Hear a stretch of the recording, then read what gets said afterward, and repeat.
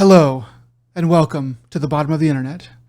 Today is October 23rd, 2021, and this is Another Dead Pixel, the podcast where grown men argue about children's media. The guardian of light and your host for the evening, it is I, Nick Vera. With me tonight, the man responsible for the cancellation of every show you ever loved. It's Joe. Joe, how are you doing tonight? Doing all right. How about yourself? I'm doing okay. The guardian of light. I am the guardian of light. Holy and prim. And there's no way that you can prove otherwise. Okay, then why are all the shows being canceled, huh? That's you. I'm here to stop you from canceling the shows. And obviously you're failing. Well, okay. You know, I'm having a hero's journey, okay? Roger that. Well, so I know that I've been complaining about this all week to you, but I got my wisdom teeth removed last Friday. And yeah, did they give you the good stuff? They did, but I did not take it. They gave me hydrocodone, and then and I came back from the surgery or whatever, and I was like, I was out of it for a while, but then that wore off, and I was just kind of tired all weekend. But I was just like, I'm really not in that much pain. You know, when I tried to eat and stuff, it wasn't fun, but I really was okay. And I was like, I think I'm gonna stay away from the opioids for as long as I can. And it was fine until Wednesday. I think it was Wednesday, and well, kind of Tuesday. Tuesday, my pain started to increase, but then Wednesday, I think it was like really a lot, and I think it was some kind of some kind of bacteria or something. So I went to the dentist again, and they gave me some more antibiotics, and that seems to have cleared it up. And now I'm on a podcast talking, and it's not super comfortable, but it's passable. I'm on enough ibuprofen to kill a horse, so I'm doing okay in that regard. Well, the one thing I learned was just don't do over 3,200 milligrams in a day, because that will help. If you do that more than that, you'll start to, that helps induce kidney failure and like liver, like messes with your liver. Kidney and liver, so, yeah. But other than that, I remember getting ibuprofen prescribed to me when I was in the service for 800 milligrams for breakfast, lunch, and dinner. Whoa. Yeah. I mean, when a lot of the guys, when they got their teeth pulled out, that was around the transition time of some of them got the good stuff, and then they were like, no, wait a minute, you guys are just fucking selling it. So, no, You're all getting ibuprofen from here on out. Ooh, running it for everybody. Yeah, I mean, like the hydrocodone, like I've got, like they gave me more when I went back, and so I've got like, probably, I don't know, like 1.5 regimens of that just sitting there. I'm not gonna do anything stupid with it. Probably just gonna flush it whenever I'm out of the woods on this stuff. They say that you shouldn't be flushing it. What you do is you just, when you want to chill, just have one. Just take it easy. Crush it up and snort it. That's what I'm gonna do. You could just put it up your bum, and it'll dissolve pretty quick that way too. Yeah, that's the fastest way. That's the pro way. Right to the bloodstream, man. So literally in there. So other than that, you've had a decent week. How's the kid? How's the sleep? The little dude has been waking up real early, being like, hey, guess what, man? It's 4 a.m. Let's fucking party. And I'm like, no, man, don't. He's like, it's been that way for about a week now. So it's been pretty rough. That sucks. But I mean, he goes to bed at a good time, and he actually sleeps pretty solid. The only problem is he goes to bed like earlier than the old people. And so unless if I'm willing to go to bed at like 7, or 7 to 8 o'clock, be like, all right, he's asleep. Now it's my turn. If I want to try to relax, I have to. Like, I don't know if your kid's old enough for this yet, because he's still pretty dang young. But something that I read about this one lady doing is like their kid was, I think, a little bit older than yours, but they were getting up in the morning and they were kind of too young to be doing that, and they were coming into the parents, like coming over to the parents' room, knocking on the door, making them let them in, and all this stuff, and the parents are just like, you can't be doing that. It's just it's ruining our last few hours of sleep, and we have to be up now if you're up because somebody has to watch you because you're still too young. So what they did was they installed a light system. It's kind of weird, but they installed a remote light system. So with the kid, like they'd have it so that as long as the light was blue, that meant the kid, so it's in the kid's room and the light's blue. The kid wakes up, light's still blue.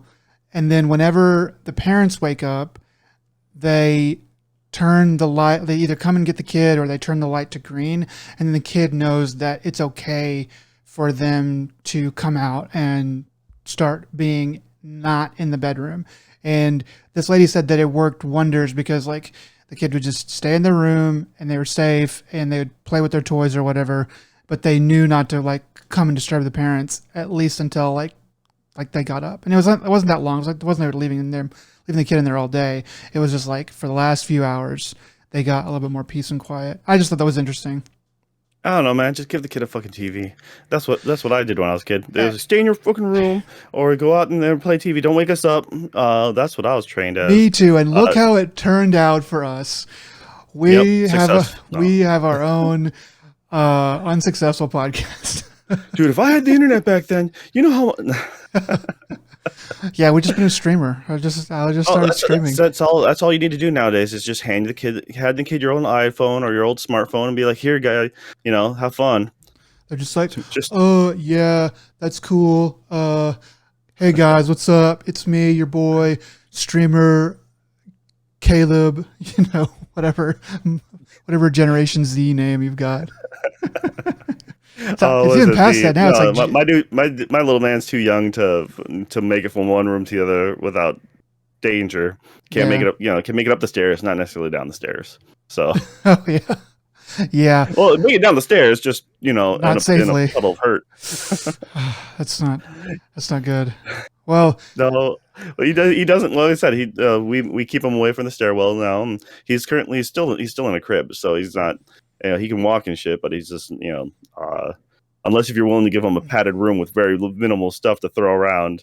I mean, I'm not going to put him in a normal bed, not for a little bit yet. So, no, he's fine. It's just, he sleeps. I'm actually really lucky because I know other people, wake up too early.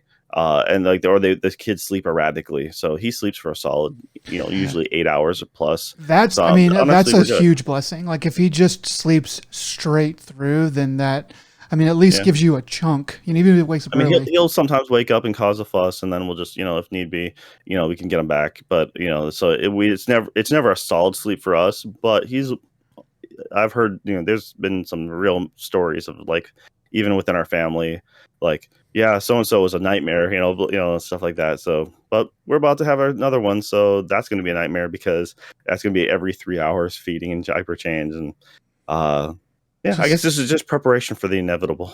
When you have a kid like that, I'm like, just beat him. Just beat him and throw him in a closet. Whiskey, man. That's generally that was the old remedy. Just, you're soft. It works for everything. I guess that works until their tolerance gets up, and then that gets expensive. Yeah, but so does the beatings, man.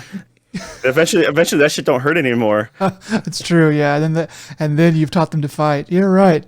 Yeah, it's just maybe Dr. Spock was right, and we should just I don't know what he said to do, but coddle them. Random.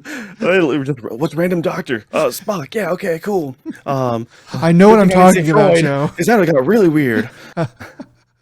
So, whenever you do finally get your child to go to sleep, what have you been watching? while I get him to sleep because I watch it like that dude falls asleep to YouTube. It's really funny.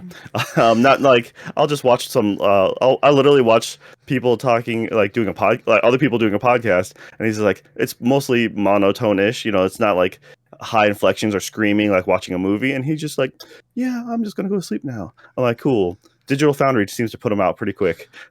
It puts me a out lot too. of talking about a lot of stats and a lot of information. He's like, I have no idea what they're talking about. He's And that, like, oh. I'm hoping it seeps in subconsciously, and then he's just gonna be like, yeah, Dad, there's blah blah blah. I'm like, I fucking don't know what I'm gonna be one of those guys who like their kid over that just surpasses them with knowledge at such an early age, you know, and be like, oh really, I didn't know that, and then be like, let's talk to Mom, she knows her shit, Dad doesn't know anything. So yeah, Mom's the smart yeah. No, but let's see. So besides Digital Foundry, yeah, what have you been watching? Usually just been some Netflix stuff recently. We got done. They had a special or a little 60-minute show movie, Attack of the Hollywood Clichés, I think it was.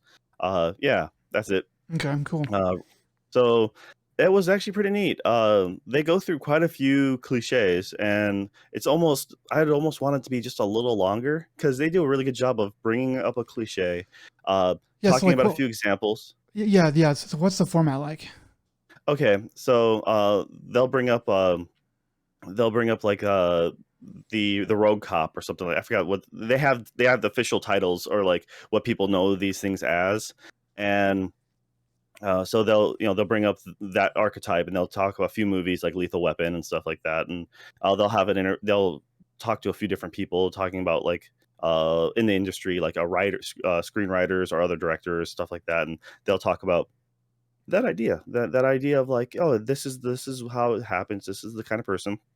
Here's a couple examples, and boom, next one right off the bat. They kind of roll them in really nice though, because they're like on a cop theme for a bit, or like the action movie scene, and then you get like the I just know like what they call them in gaming and or like the anime scene is like a death flag, where like I'm 1 week away from retirement, or Oh yeah, when I get out, this is gonna happen. It's like and then they bring up a couple. Everyone knows that the moment you talk about life after the service or something like that, you're doomed. this is gonna be my last rodeo, youngin. Yeah. I just had the retirement party. I'm just gonna have one last case. I'm just about to finish up, and then that person eats it. But they go through a bunch. Yeah, there's a movie called Hell or High Water, and they kind of do that with can't think of his name. Anyway, one of the cops in that, they kind of do that with him, and he's about to retire, but they don't kill him at the end. They kill somebody else, and it's like, oh, dang. I mean, they still killed somebody, so it would be important, but it at least like that movie's really good. That's kind of one of the reasons is because they avoid some of those tropes. Oh yeah, for sure. And that's the thing is, it's one of those. I don't know when's the last time you've seen The Last Action Hero. That movie was garbage when it came out. That movie is such hot trash. It's so good. It's one of those weird ones that it aged way better than it originally came out. Because when it came out, it was really bad. Like it was supposed to be a joke though from the beginning, right? Was it not supposed to be a joke?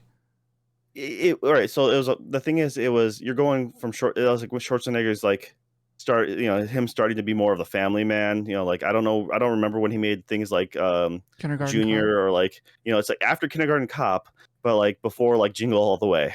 Yeah. So he's transitioning in that, and so it was supposed to be more of a lighthearted movie as far as not being super R-rated or nothing like that. And they do poke fun at a lot of those tropes and cliches, which is fine.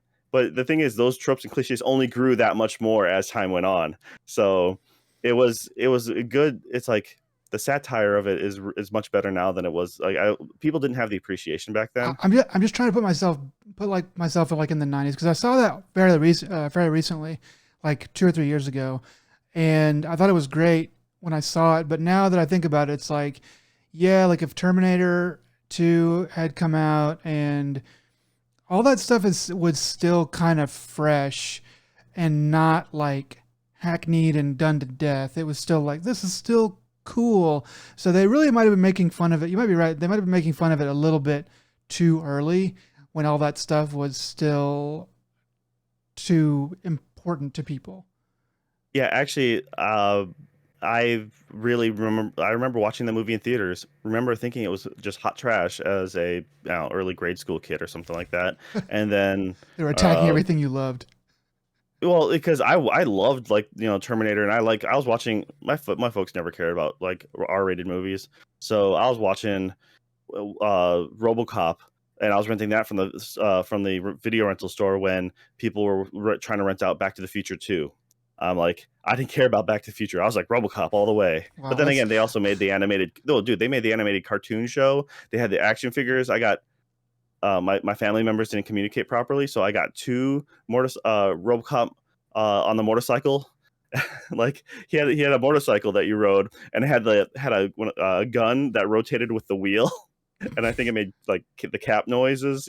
I had the action figure where you put in like this little, I think it was the zip strip of pops, and so it's like a little coiled, and then you just pull it. There's a trigger on the back of RoboCop, so you can pull up the gun and just pull back the trigger, and it hits a little crack, and it makes a loud pop. I forgot what they were called now, but they're little fireworks on a strip. You could take a quarter to it and just zip strip just go down and it goes. So that's pretty cool. it was super. It was like, but they were marketing RoboCop to children. Okay. Um, So I think we got off the beaten path a little bit here. So get me back to Attack of the Hollywood Clichés. So obviously there's like a guy not looking at an explosion. So that's probably one, right? they actually don't mention. They just mention like the cool guy action stuff. But Okay. they go through a lot of it. They do a breakdown of like the funeral scene. And how you generally have the how it's a good excuse for a panning shot of and you'll usually have it pulled back to see what you'll see one person looking at the funeral, Mm, and that way, but that helps with getting establishing shots.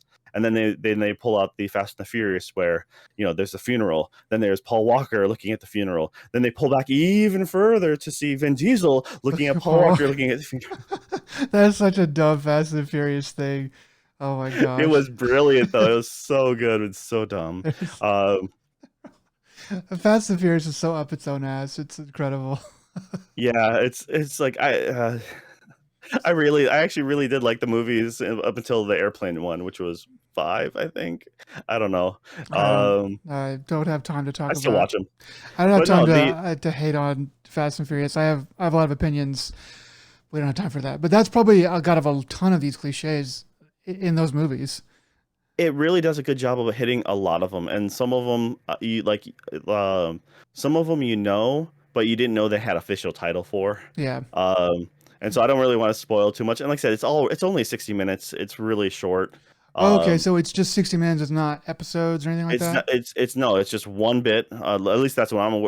That was the only thing that had on. So I don't know if they're gonna make more of these. But there's just this one time thing, and I was like, oh, you know what? That was really nice. It was nice, compact. Had a good. My wife and I just we enjoyed it, and we didn't have that much time commitment into it. So Yeah, that's short and uh, sweet at least, and sounds like it's pretty interesting. yeah. So also, since we've been doing a lot of Netflix, is The Way of the House Husband.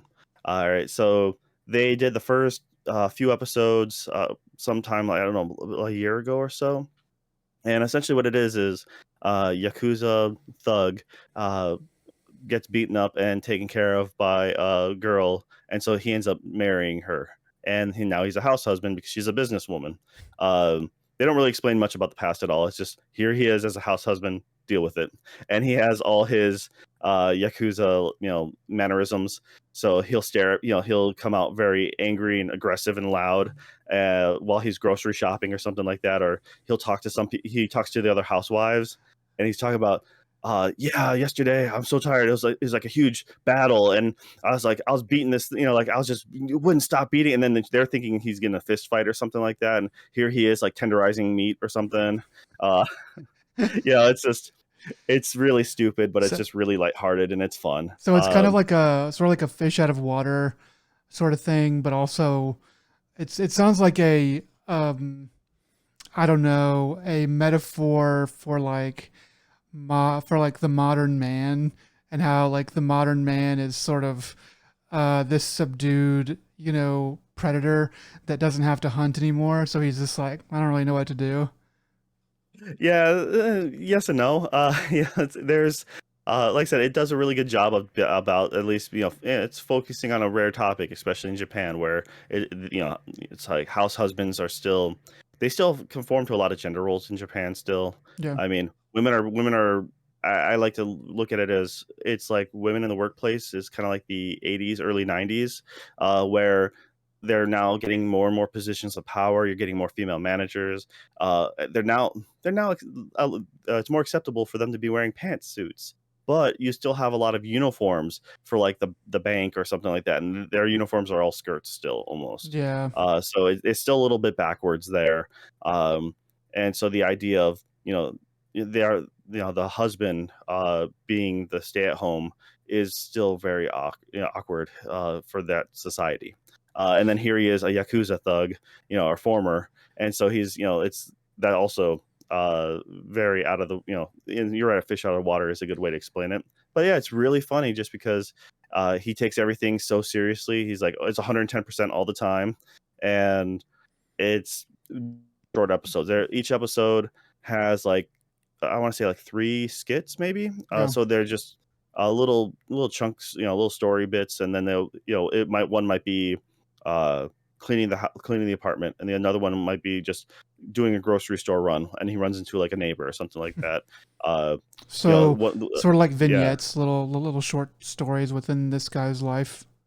yeah. It's I'm not sure exactly how the manga's set up, but it makes me think of something like Azumanga Daioh, which is a four-panel coma, which Oh yeah. is like a Sunday. Think about the Sunday paper. So take something like a Garfield comic strip, and just the couple panels, and then make it into a little like 4-minute thing, and then switch to the next one, or like a Calvin and Hobbes skit. You can animate that and make it kind of you stretch it out a little bit. And that's kind of how these things are.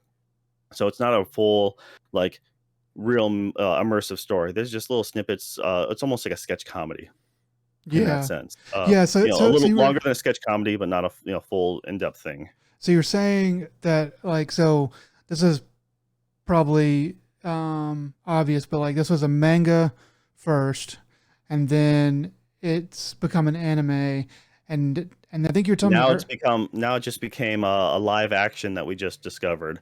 okay, Uh, Netflix just had a trailer for this within the last week, and we're like, oh, okay, no way, really? And we're just we pause and we let it play the auto trailer, and it's I'm not sure exactly what tone they're going to go for, but essentially it's just this guy in a bathroom looking at the so a Japanese bathroom is a wet bathroom, which they have a drain in the floor oh and yeah, it's all tile, so you can literally spray the wall with your with water and just you're fine. There's nothing that gets wet or damaged because it's all tiling, and you have a mirror along the wall, and so it's all soap scummy, and this dude's just like he's like aggressively like, okay, here's how we're gonna take care of it, and it's like a multi-stage level of like he gets he soaps it up essentially, and then he puts saran wrap on it, like cling wrap, and he leaves it on, and then it shows him later on slowly peeling it off and wiping clean. It's like spotless now. And so we're like, okay, so he's taking the house husband or cleaning bit, they're making that really a focus, but we don't know about his personality yet, if he's going to be as aggressive as the character in the anime, or anything else. All we know is, at least when it comes to those household chores, they're taking that part serious. So that at least might be interesting. So it's on our to watch list. so like from the trailer, do you think that they are trying to stay true to the spirit at least of Uh, the original? Like, I mean, I'm obviously it's not got to sh be different. Once again, he looks more different than I would have chosen in my mind. Mm, He looks a little more, at least it's just the one little bit, so it's like he looks more like the old boy, out of coming out of the room after being locked up for years. okay. So he has that little disheveled look. So Yeah. it's kind of hard to tell because they don't show any tattoos or anything like that, so you don't know if how hardcore we don't are they just doing the house husband part, or are they going to make it more of the whole Yakuza, reformed person, type of bit? Yeah, because like if the Yakuza games are accurate in any way, then I would think that they would basically be like, like Yakuza dudes are clean cut, they're very stylized with tattoos and like kind of crazy hairstyles, but they are like put together as far as like my experience goes. Is that what they're going for, or it sounds more Unknown. different? It's just him cleaning the bathroom at this time. So Oh, that is okay. only the trailer they've shown. I haven't actually seen anything else. So it Mm, was just, like I said, we yeah. barely got to look at him for the most part, and it's so they're taking at least a certain part of it. So, like I said, I think it's going to be worth a watch. I'm going to give it a shot. It's just that we haven't had time, but we watched the rest. What they did is they came out the second half of season one, Mhm. and or at least a few more episodes, and yeah, we burned through those real quick too. And it's nice because they are done, like one episode has like 2 or 3 sketches, so it gives you a lot of stopping points for us. This is something we usually watch during, we do Netflix while we eat dinner, essentially is what we happens. So Yeah. sometimes we have to pause it because we'll have to feed our kid, or we'll have to stop for doing other things, like, oh, go grab that or something. So yeah, it's something that not 100% focus is needed. So if you want to have this on the background while you do something else, honestly, it's fine. Then If it's it's good for if you like that. to, yeah, if you like to play a game and then have something, a little window open while you play, Yeah. I think honestly it's fine. Yeah, people can do that. Like I've heard of people watching like sitcoms and stuff while they work. Like I had a boss before who would do that. Um, I can't do that. I just like I mean like I could, but it makes it to where I can't work properly, and it makes it to where like I don't enjoy the show. I'd prefer to just do like one thing. Even like playing a video game and listening to a podcast. Like to me, people are fine with this, but to me, if I feel like I can listen to a podcast while I'm playing your game, it's not a good game. That's just me, but I prefer to just be like totally involved in one thing. But I It depends on the game and what you're doing, though, because if you're playing something, for example, if you're doing a shooter, but it's a campaign, then obviously you're gonna want to try to focus on that more. But if you're doing multiplayer, then totally you don't have to necessarily be committed 100% into it. I Uh, suppose that's you know, yeah. I for got me, I watched a lot of podcasts, or had that play, going on when I did the 100% grinding for Bloodstain, because Bloodstain is a fun oh game, yeah. but if you want 100% it, that is a nightmare to grind.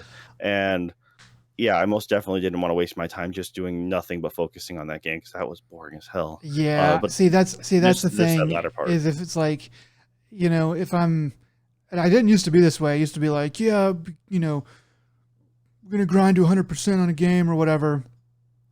But if like now I'm kind of like if I'm not just enjoying this for what it is by itself, then I just don't like it because I just can't concentrate on both. So like I'll miss things in a podcast or I'll miss things on a show. And even though I don't care about the show that much, it's like if I can do both, to me it's like there's so many things where it's like I don't want to do anything but that one thing. So I may as well go be doing that instead.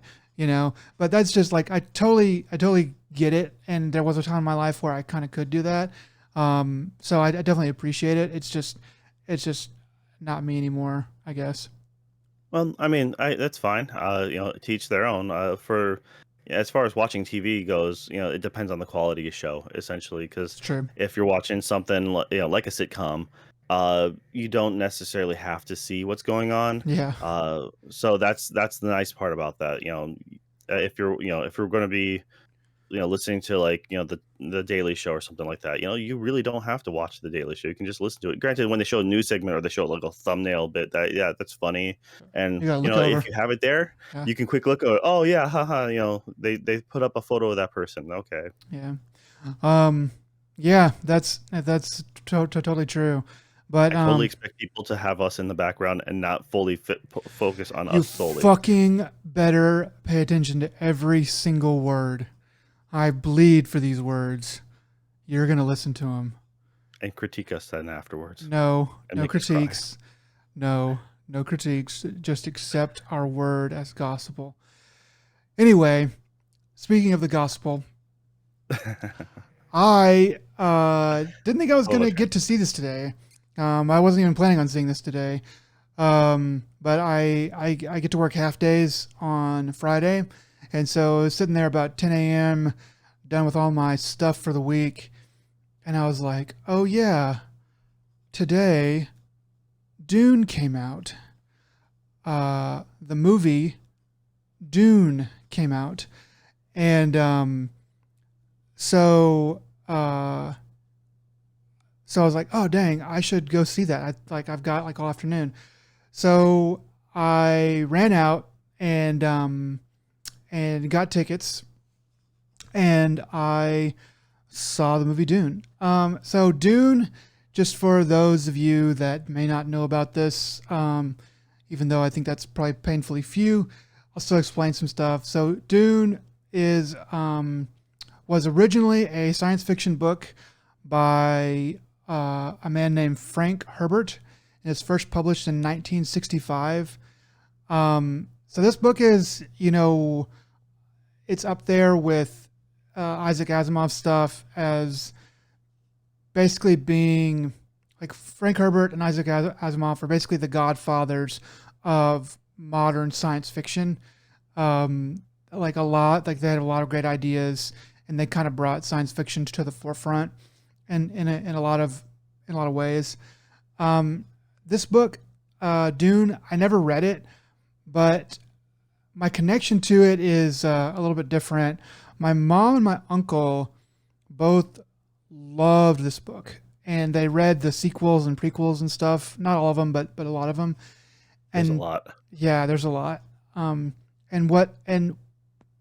this story is kind of special to me because I was too young to read it and care about it, but I remember that whenever we'd go over to my grandma's house, and my mom and my uncle kind of after like a couple times after dinner and a lot of the conversation, like they would worm their way around to no pun intended. Space worm? Yeah. Okay. Sorry. They would worm their way around to talk about Dune sometimes, and they'd be like, and then this happened, and like that was cool, and like what do you think about that, and what do you think that meant? And I just remember like kind of listening to them talk about it almost like a podcast, honestly, and they would just be like so animated, and just explaining it what just sounded so cool. I tried to read it once or twice when I was like in middle or early high school, and it was just it just didn't grab me, and I kind of already knew the story because I'd heard them talk about it. So to see this movie now, I've been waiting for this movie for a while. I think this movie was planned to come out last year, but COVID pushed it out, and so it's just now come out.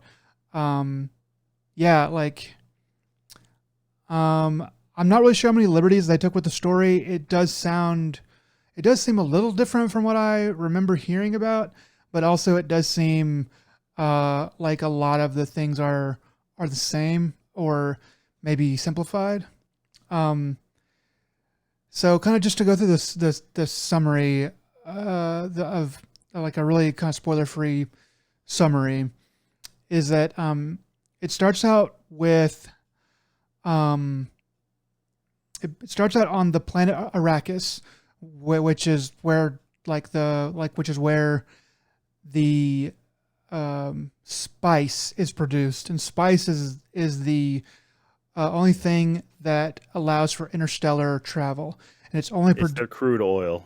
Exactly, yeah. It's like their version of crude oil, and it's funny too because like a lot of the stuff on the planet that produces it, Arrakis, is like Arabic in nature. So I guess Frank Herbert wasn't really going to go very far to change his metaphors around. But it starts out on Arrakis, and the people who run the spice fields are called the Harkonnens, and they are leaving. Um, and it goes on a little bit, but still early on, it shows you that this other fiefdom called House Atreides, that the Emperor has taken away control of Arrakis from the Harkonnens and has given it over to House Atreides. Um, and from there, like that's basically the inception of the movie, and from there everything starts to happen. Um, this movie is really good. Like I was expecting it to be pretty good, but about halfway through, and even earlier than that, I was kind of like, this movie's kind of good. Um, this movie has tons of world building. Um, that's it's like mostly world building. Like they are showing you like how stuff works. They're giving you lots of rules, and they do a pretty good job of following those rules.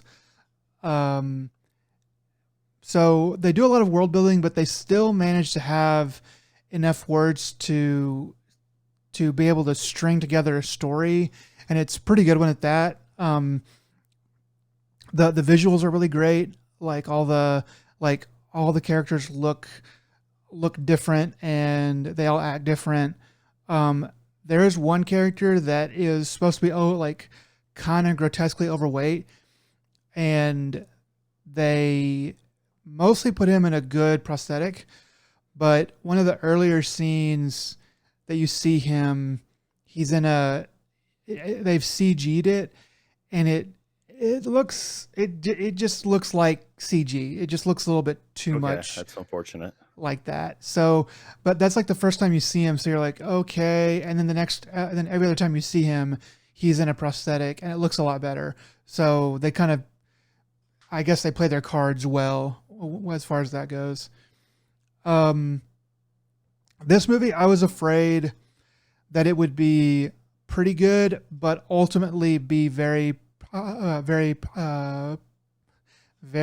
pretentious. Um, because it really runs a high risk of being that. Because Dune is like, I mean, the name Dune is, it's royalty within sci-fi, and there's been other attempts at it, and they have not done well. I think that the sci-fi movie that they had decades ago, Sci-Fi did a mini series, that was it. and that was I actually. Or so have you? I'm sorry. Did you actually watch the original? Because you said your parent, your family was into it, but you like, did you ever actually watch the first Dune? I think that I may have seen parts of it a couple times, but I never sat down and watched it all the way through. By the time I was old enough to kind of go look for it, I was like, this is, uh, The first one is amazing. It really is. I mean, you had you all right, so you had Patrick Stewart, you had Sting, and you had what's his name? Uh Kyle McLen, I think. He's the guy from you'll mostly know him for Twin Peaks. He's Twin Peaks, and he's also like he plays a bunch of other stuff, but yeah. it's like what I know him for is Twin Peaks, and he's also the captain in How I Met Your Mother, like the side character. Oh yeah. Um, so it's him, and yeah, he's actually the main character. I didn't. It's funny because I didn't realize it was him until after Twin Peaks, and like a bit later, and I came back around like, oh man, that's him. Uh, but yeah, fucking Patrick Stewart and Sting are both in the original, and that whole bit was it was great because uh, so the book is I tried doing the book once. It's really hard. If you It really like is. politics, It's it's very totally your political. jam. Yeah. uh, I couldn't do it because I was in high school. I'm like, no way, man, this is boring as crap. But on the other hand, the movie is great. And in high school, I did a sociology class, and our teacher would show that he showed that to every during every class or every year because he would do. It's a good dynamic of the social structure of different classes and such. So as a sociology class, that was like he was like, yeah, this is a prime example. Uh, And the original one was awesome. In 2000, I think it was, is when Sci-Fi Channel did Yeah, their that sounds about mini right. series, and they did not only Dune, but they did Children of Dune. So I didn't they know did both that. of those. Yeah, it's Wait, they did them in they actually separate miniseries, or they combined it all into one? two separate. I know that it's two separate. Okay. And I thought they were only a couple episodes each. I'd have to take a double check that, but I'm pretty sure that was the case. But they did a really good job. And I thought it was for the time they did enough updates and it was good. It was, it's not groundbreaking, but it was also a solid, just, Sci-Fi Channel was doing fun stuff at that time. They did their reimagining of like Alice in Wonderland, calling it Tin Man, stuff like that. They were they were trying to make film Yeah. before they made Sharknado. Yeah. Yeah. Like I remember seeing that one whenever it came out. And I mean, I was, 11 or 12 or whatever. And I thought that was good whenever I saw it. Like I was like, oh, this is really cool. I think that was a good format because it allowed a lot of the intrigue to play out. I don't know if there's enough, if there's enough good story there to literally make it like a 2 season show, but I think it could be like an 8 episode Netflix thing. I mean, they didn't go that way with it, but I think it could work as something like that. As far as the movie goes, though, the political intrigue is very good. Like they do a good job of weaving it in, and also weaving in a lot of the cool sci-fi and cool fights and some interesting like spirituality philosophy type stuff um, that kind of it definitely lends it a good air of fantasy. um, like just like I think science fiction is best when it's like, you know 90% science and 10% fiction, and that, or basically 90% science and 10% fantasy, where it's like, okay, there's a little bit more here than just like ones and zeros and things, working mathematically. I like that element of good sci-fi. Not that it can't be that way, but that's why I prefer it. Um, The To answer your question, yeah, the miniseries was 3 episodes each for Dune and Children of Dune, and so each one, Dune 2000 was about 4.5 hours long, and so was the Children of Dune. So okay, yeah, and see, this movie was 2 hours and 34 minutes. So I and it whenever I saw that, whenever I was going to see it, I was like, dang, that's kind of long. But whenever I got in there, it moved pretty quickly. Um, I I was mean, like, the original one was 2 hours, over 2 hours long, and that was really weird for a mid '80s action, or a mid '80s movie, because '80s it was like everything was almost a tight 90. yeah. See, this though, this movie is part one, so there's going to be a part two that's going to come out, I think, exactly a year from now.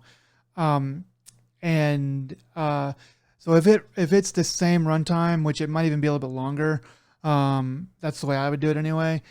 But if it's the same runtime, then it's going to be a total of 5 hours, and that will be more time than the miniseries, at least the first miniseries, took to tell it. Um, I'm so curious if they're going to run elements of Children of Dune into it, and just, or if they just strictly going straight off the, once again, don't know the source material as far as the book goes, because I just could never finish it. So yeah, like I wouldn't know, and I mean I wouldn't read it now, but I would. I thought about listening to an audiobook for it, but I think I'd rather just experience this, at least, first off, first, yeah, always watch as the movie first, read the book afterwards. as a movie. I don't. I mean, that's probably the better way to do it, just so you enjoy both. Because you read the book first, a lot of times you're like, nah, this movie fucking sucks. But I think they're like, I don't want to spoil myself for the movie like the next time. So I think after the next one comes out, I'll probably be like, oh yeah, Dune. Now I might, listen to the audiobook. That might be the way I go with it. But as far as like the acting goes, like they, like I said earlier, they do a good job of not being too pretentious. Um, it's almost there, but they're shy of it. And then like the acting is passable. They're not really being asked to do anything particularly special. I forget her name, but the mom in this, she's about to come on screen. Uh, Sigourney Weaver.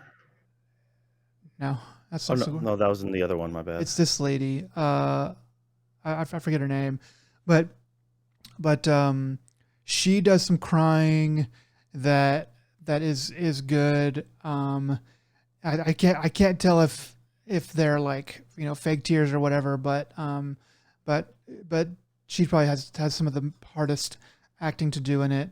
But besides that, they're not asking them to do too much special, but they still deliver pretty well.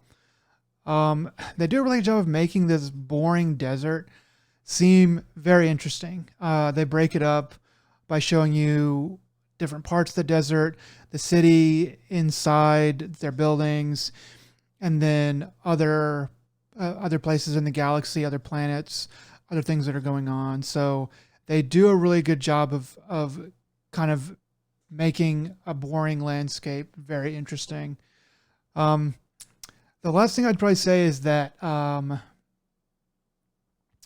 first half is great. The first half is like whoa, this is really really great. And then a thing happens, and then that kind of marks like the last hour or so of the movie beginning. And at that point, it's still good, but it becomes a little bit different. And I'm kind of like, and it's just like, it's still good, but it falls off a little bit. And I think that kind of makes sense because like they're doing the best they can, but it doesn't, but it still feels like the movie is ending in the middle of the story. They give it an ending, but it does feel like, it's sort of unsatisfying, which I guess is the way you want it for a movie that's going to have a part two. It's just a little bit awkward, I would say, but otherwise I really enjoyed this. I thought this was a really great movie, actually. I hate to break it to you, but as of yesterday, I'm reading this article real quick, and it says Warner Brothers has yet to greenlight Dune Part 2. Oh, wow. I thought Um, it was already yeah, made. no, it says they're saying it is odd for the studio and the director Dennis Villeneuve Villeneuve. or something. Yeah, I'm not from to include Part 1 in the title of the first one and not yet have confirmed, so that's yeah, here's to Wow, I hoping. didn't know that. That's crazy. That's fucking insane. Like, I mean, what the this WB is the studio, I think. Yeah, They're so so and it also states real quick that uh what happened, they're saying, when will the release date be, and it goes blazing through this real quick. He goes and just it's just like fans will need to wait until 2023 or even later for the sequel. wow, that's crazy. That's Yeah, insane. that's really weird, especially nowadays and age where, I mean, unless if it just costs so much and because of how COVID worked out, and it's just really hard to gather people for filming, that Uh, it's a logistical nightmare. I can see them not wanting to commit and making a series, well, and then no, no, that's no, no. Peter Jackson figured this out. Like during a non-COVID time. this movie was ready before COVID. Like this movie was ready to come out during COVID, and the reason it didn't is because COVID shut the theaters down.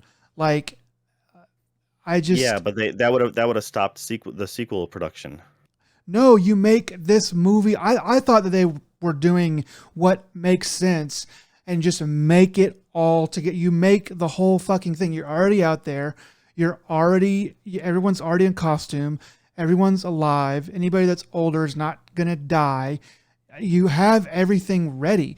Just film 5 hours of the movie. and then Yeah, cut it but in half. I can't imagine. I can't imagine how that's a huge gamble for Dune. I mean, Dune has a dedicated fan base, and I'm one of them. But at the same time, I'm not going to see this in theaters. More than likely not. But partially because I just don't get it. I'm not going to have a chance to get out.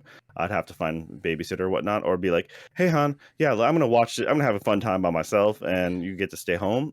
That's not right. Plus, Look, she'd want to watch it. look, So it's yeah, I'll wait for it to come to like HBO or something like that and then stream it. don't make it.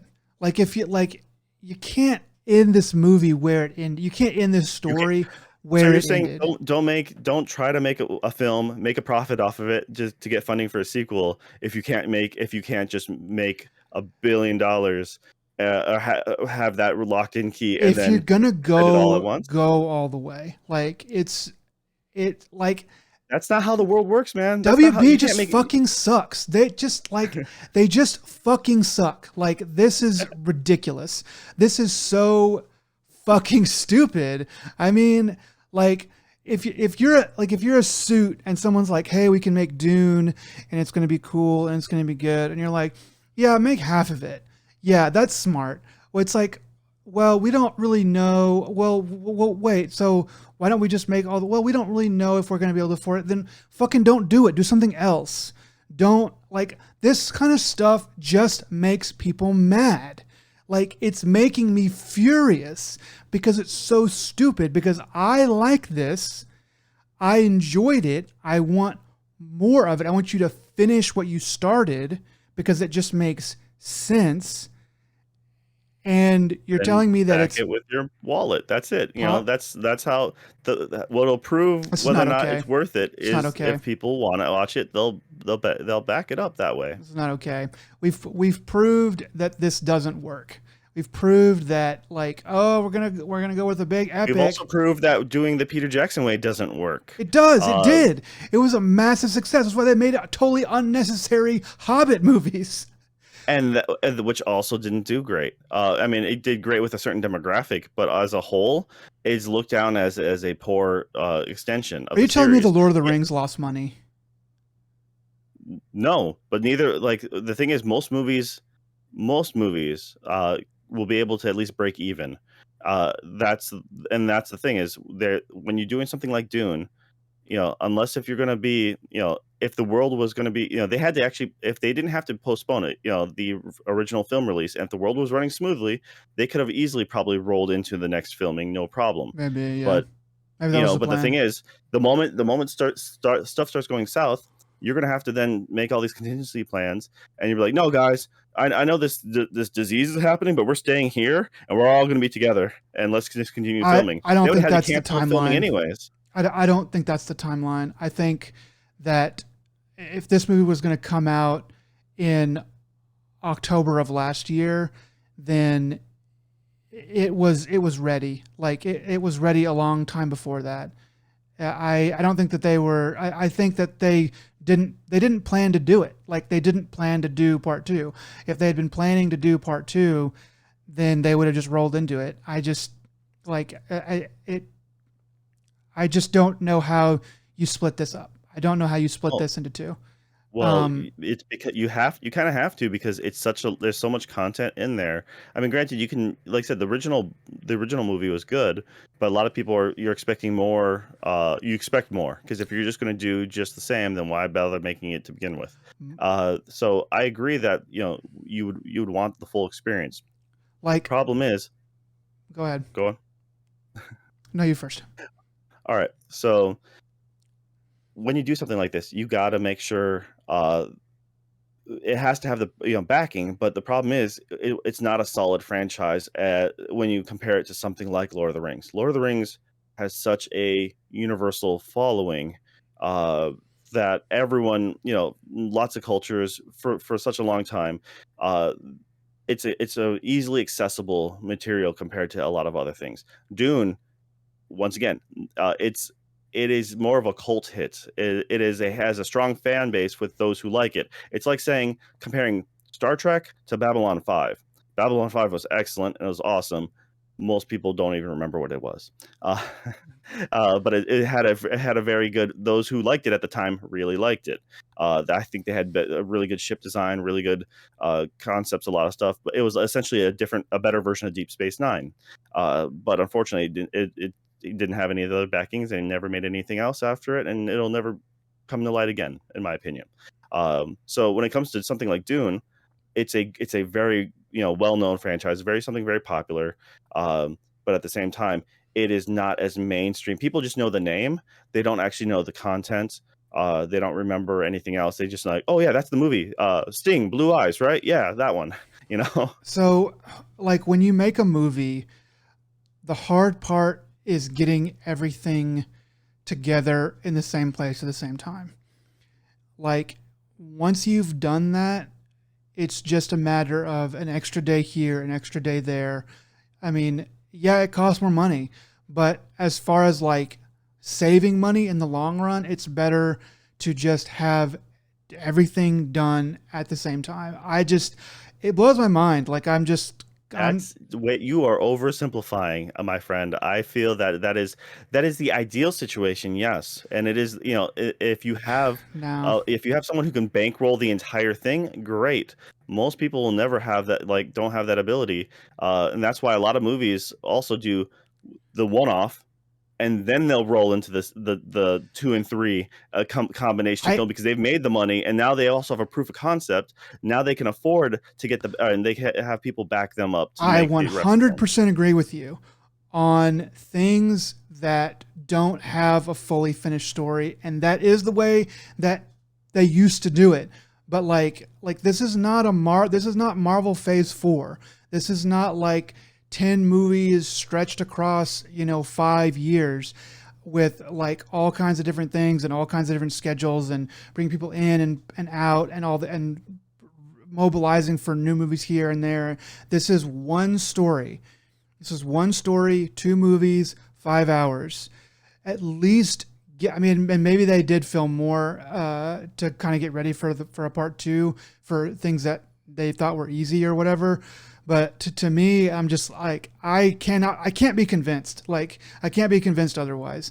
You are out there. You're in the fucking desert. You got the actors here. Like if you didn't plan to do that to like make 5 hours of this story in the first place, you fucked up. I just don't do it. Like I don't want So this. Like So you I have a don't want vision, this. you have a dream, and you're going to want to try to make this story happen. And you're saying essentially, they'll say, "Well, we can do up to we can only give you this much of a budget. This is as much as you can go with. But if you succeed, we'll give you funding for the rest of it, or you can choose not to do it at all." Yeah, then don't do it at So you're all. gonna That's my vote. Fuck it. no, I think the fact is if you have a good team, if you have a good vision, you can make it work. Now, granted, yes, accidents happen, people die, blah blah. Guess what? You'll find a way around that. That just happens. That'll work out. Um, it's like even like unless it's your main star, then you might be screwed. But that's beside the Yeah. point.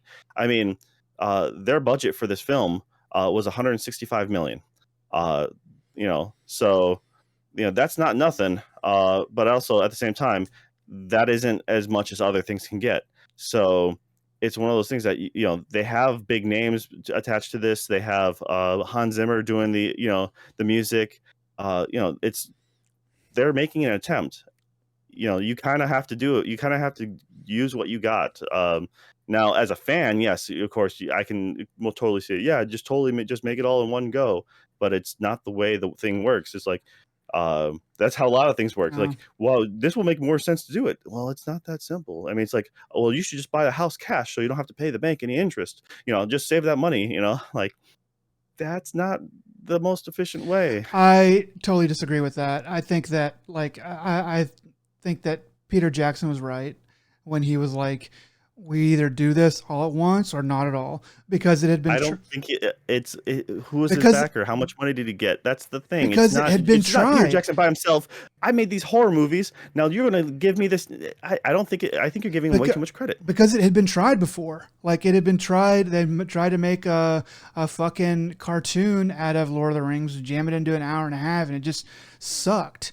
Like It actually was really successful. It actually it's actually well regarded. I hated it, but I but it personally didn't tell really the story. hated It it. just jammed a bunch of stuff together. It's not. It doesn't give it the room to breathe.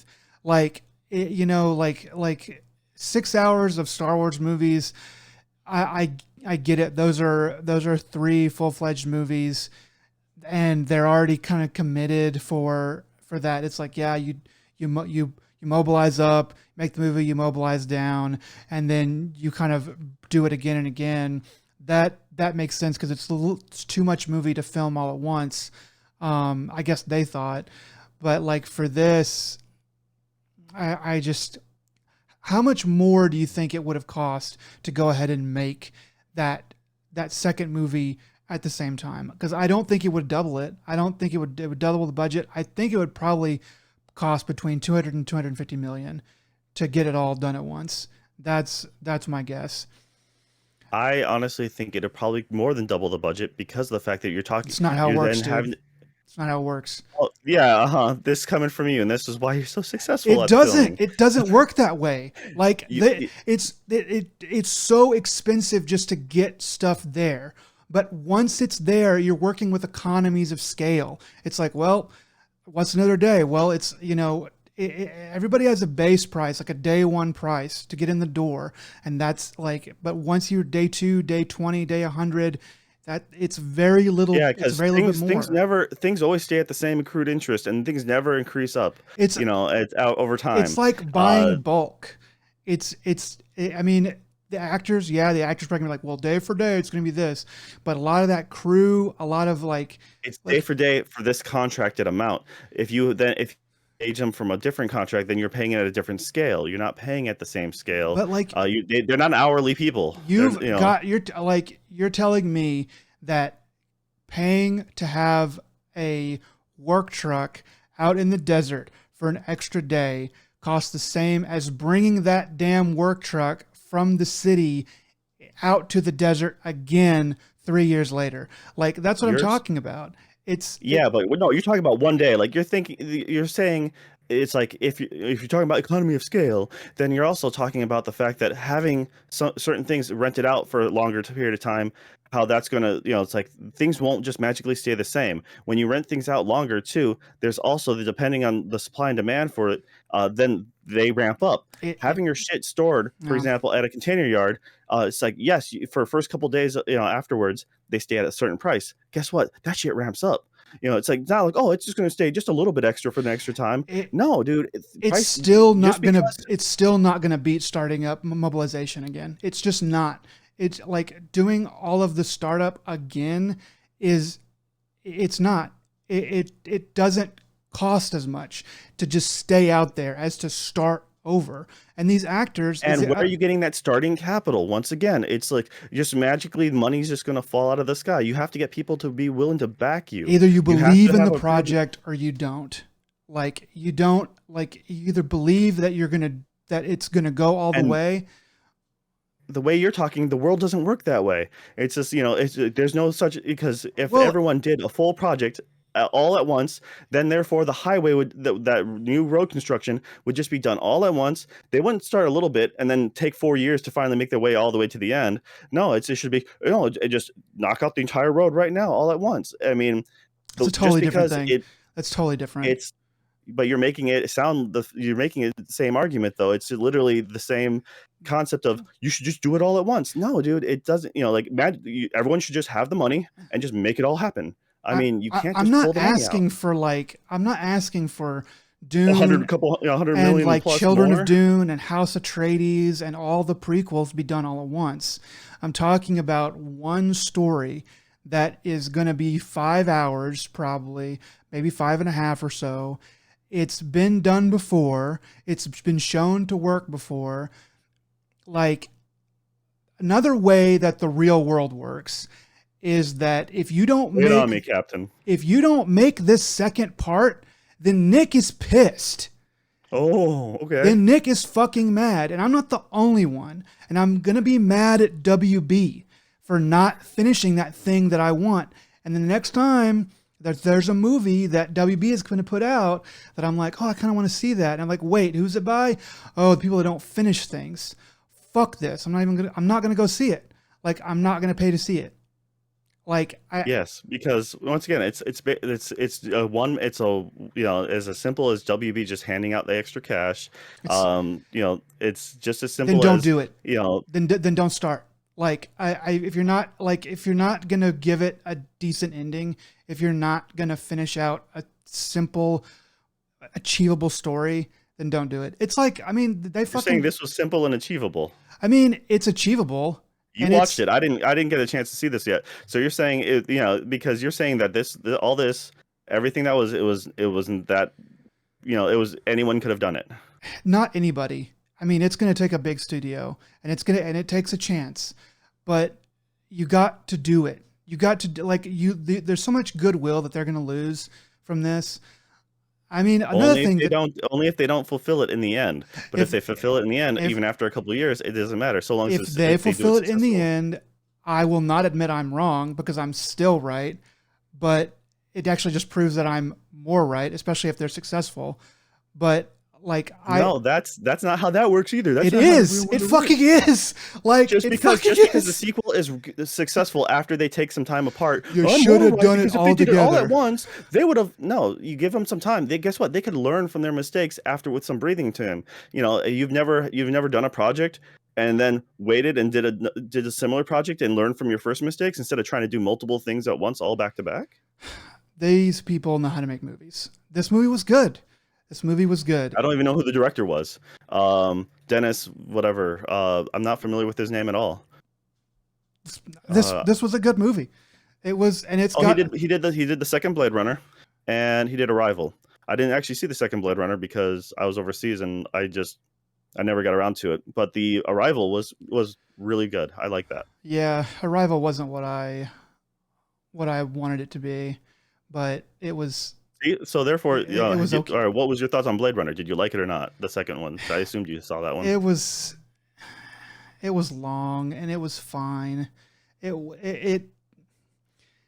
So this is the director. All right, so you now have the money. This was a good movie. This director comes to you being like, is being pitched to make this movie. Are you going to trust him with all your money after you just said the last two movies I just said that were pretty successful as far as, making money, but they're like, they weren't gangbusters. Like, they didn't break world records, but they did really solid. Maybe not, but I wouldn't trust him with half of it either. I'd be like, no, fuck off. If I really didn't trust him, I mean, the thing about this movie is that it's so visually like correct, and that's what Blade Runner 2 and The Arrival did, is like they really do get that feel down. So he's doing something right with those movies. I don't know if I would have taken a chance with him with this, but I certainly wouldn't have cut it up. I would have been like, well, if you're going to give it to him, give it all to him. Like, fucking do it. And that's just my argument. Like, this brings up something else, like that WB made the Harry Potter movies, right? Yeah. So Harry Potter 6, the best part of that movie is at the very end, there is an awesome wizard battle in the book. And in the movie, they just fucking skip right over it. I mean, obviously it doesn't have to happen because like the story can find a way around it. Like, all the plot points are there, but they just fucking skipped it. And I was like, as I was watching that movie, I was like, all right, here it comes. This is going to be awesome. Okay. And then the time came and they just like walked out of the room they were supposed to have the battle in. And I was like, what the fuck? The movie was great up until that point. They just needed that one battle to put the cherry on top. And like now that movie is like the most forgettable thing to me. I'm just like, That movie was fucking garbage the entire way through. I don't remember the final battle you're talking about at the end at all because that movie. All right, so the didn't first half happen. of the series, In the the book it first half of the happened. series, I just remember the first half of the series was I had not watched. I had not gone through the books.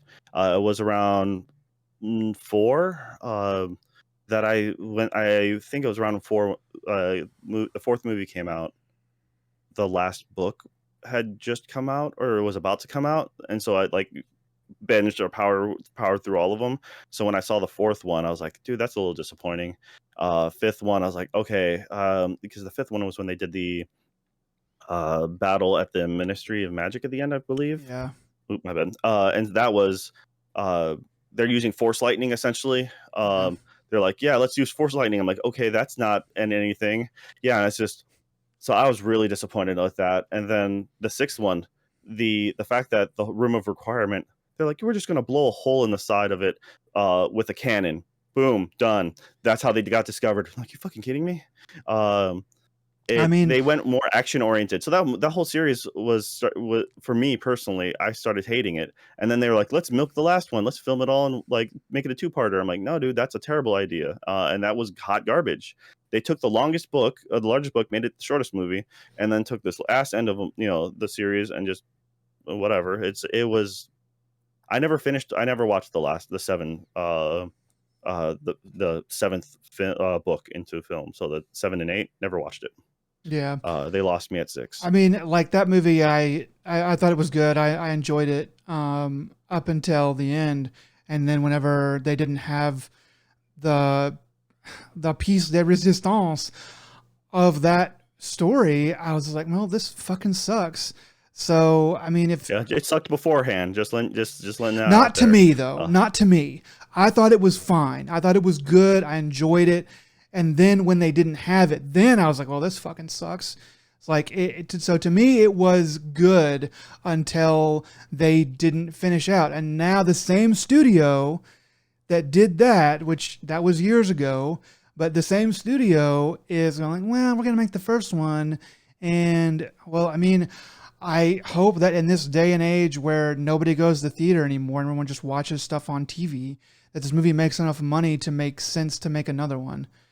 Like, You're also talking about the same studio who makes DC movies, and most of yeah, those are most of those are bad compared. Like there's more bad than good out yeah, of for those. sure, 100%. I mean, really I though, mean, go ahead.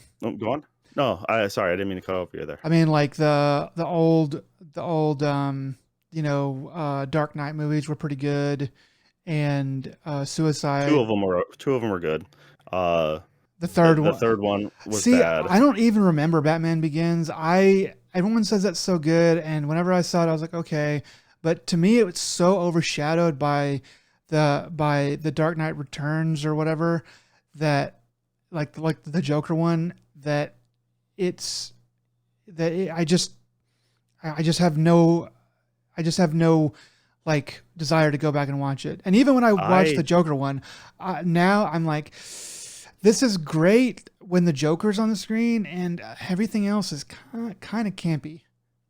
Oh no, it's not a good film either. I mean, I thing is, I actually dislike I just like the Batman series as a whole. The first one is neat because it was a fun event. It was fun and it did stuff that Batman didn't usually do. And they made a good twist. It was a very clean cut because Batman had gone so cartoony. When it made Adam West look good towards the end of those old films. Yeah. And then it actually, I should say, it made Adam West look more serious. You mean they were so campy and goofy that they made Adam West Batman look serious? Yeah.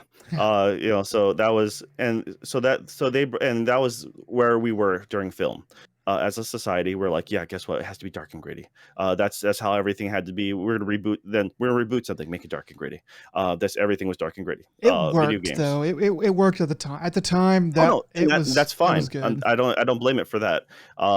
that's what made the Batman Begins good. It made it enjoyable because of that. It had hit new comic book stuff that you hadn't seen for a while. You know, the whole Ra's al Ghul, League of Shadows, that hadn't been done in the live action stuff before. Cool. I don't have to look at Mr. Freeze anymore. Chill out, you know. So Yeah. that was such a bad thing. Then Joker did Heath Ledger did a phenomenal role as that character, but of that all that movie sucked. There's especially when you look at it in hindsight, there's a lot of flaws to that movie. It does have a lot more flaws. I watched it probably again like 2 years ago, or maybe a year ago, no, probably 2 years ago, and I was like, man, that's kind of awkward, and this doesn't hold up. You're right He about just some of those abandons a things. room full of party guests, and just to save a girl, and I assume they all died. Yeah, Joker probably just murdered them all. Um, so then yeah, he does there's the silly fact that things. the third movie, he's just like, he breaks his back and he just willpowers himself to heal, Yeah, and he's like, he Rockies it. and then he magically teleports from like halfway around the world. The very next scene, he's like, I'm outside of Gotham now. I crawled out of a hole and poof, I'm there to the other side of the world. And guess what? There's a huge battle between the good guys and bad guys are running at each other. Here I am flying with my vehicle, my Batwing. I can shoot them all. I can just end this now. Nah, give me a sec, guys. I'm gonna park my plane. You guys fight it out, murder a bunch of each other, have a bunch of good guys die. It's okay. They're only cops. And then I'll come back and I'll fight my way to the front of the line. I'm Yeah, like, yeah. I mean, same. You're talking about same WB though, who made that Suicide Squad movie, which was horrible. the soundtrack was the only thing that was okay But about it. but the Uh, new one is pretty good. I mean, it's not perfect, but it's pretty good. You I haven't know. got around to seeing that one. Well, Um, like it's good. Like it's no less than decent. You know, okay. you're not gonna waste your time by watching that. But like the Birds of Prey, I watched about half of that, and I was like, this fucking sucks. It has some interesting moments, but it was just like, this sucks. Yeah, I mean, Superman, Batman. I actually really liked the Batman portrayal in that one, but the rest of the movie sucked. You know, Wonder Woman was okay, just okay. but like Uh, the like Justice League, you know, the Snyder cut or whatever, that was pretty good. you're never gonna get me to watch it. I mean, the thing is, after Batman v Superman, it was I was fucking done. I mean, this I didn't see Aquaman. I will stick to watching Aquaman was DC okay. animated. Like Aquaman was Uh, okay. It was silly, but it was okay. I really think, like I really think you should, if you ever feel like watching a 5 hour movie altogether or in parts, I think that you should maybe give at least the first part of Justice League, the Snyder Cut, another try. Because when I saw that, I was like, this movie's kind of good. I don't know if everybody hated it. But then I went back and watched some of the shot for shot stuff. And I was like, oh, they did a lot. They did a lot to this movie to make it watchable. See, I don't know. I think I'll just watch if I want to suffer through something like that again. I'll just watch the Watchmen, that Yeah. supercut. Yeah, The Watchmen. Uh, oh All gosh. right. Well, anyways, WB has a long history of making things like Yeah, this yeah, we that can aren't move that great. on. I, The Matrix 2 and 3, those are filmed back to back. That worked out so well for them. So I mean, what has Warner Brothers done that is like a fucking like, walk off home run success? Besides, I guess The Matrix One, which they didn't Mad even know what they Max. had. Didn't they do they own Mad Max, at least the gaming rights? I'm pretty sure Okay, so they I thought they probably owned. did Fury Road. Yeah, I thought they did. I might be wrong on that one, but Yeah, that was an amazing movie too. Um, it's one of my favorites. man, it's so good. Yeah, I'm furious. I really think it's silly. I hope that they can make it right. I hope they can that there's enough interest here to finish it out because it should be finished. I think it's good enough to finish. Anyway, we can move on from that. So we have been playing some games, some of them together. So this week, you and I have been jumping on for some Back for Blood. Yep, having a good time with that one. I had this pre-installed Yeah, on me Game too. Pass, and that was really good. So for anyone who doesn't know what Back for Blood is, this is a lot of the old creators of Left 4 Dead. This is done by Turtle Rock Studios, the guys who did Evolved. Or is it was Evolved, the Evolve, yeah. 4v1, and this is very much like Left 4 Dead. You got four people, or you can pick up to four out of eight, and you go through murdering zombies from point A to point B, with objectives in the middle. Yeah, exactly. Yeah, I have listened to a couple other podcasts talk about this. I never played Left 4 Dead, but from what I'm hearing, this game is just Left 4 Dead, but brought into 2021 with all the like gaming conventions that have changed since when did Left 4 Dead 2 come out? 2008, 2000. 9 maybe. I Wow. want. Let's see. I'll take a look at that. But no, I didn't. I played Left 4 Dead 1 quite a bit. I did not, on the other hand, play Left 4 Dead 2 because that was still going on pretty strong, I believe, when I went overseas, Yeah. and uh, I just uh, I just didn't have that much time to play with friends. It was in '08 was when the it shows that when it came out. Well, this one's saying '09, so it depends. Steam Source has something on an '08, and then Wikipedia says '09. So, anyways, around that time frame, initial release November 17, '09. Okay, so there you go. Yeah. Uh, so that was the. I mean, it's a fun game. It's the cool concept at the time was you're playing this game and the AI acts as the quote unquote director, and because the Left 4 Dead was when you finished each level, uh, it had like rolling credits like a film, and so they had like a title card kind of Mm, deal. So that's it's funny. like you survived Night of the Living Dead or Dawn of the Dead, something like that.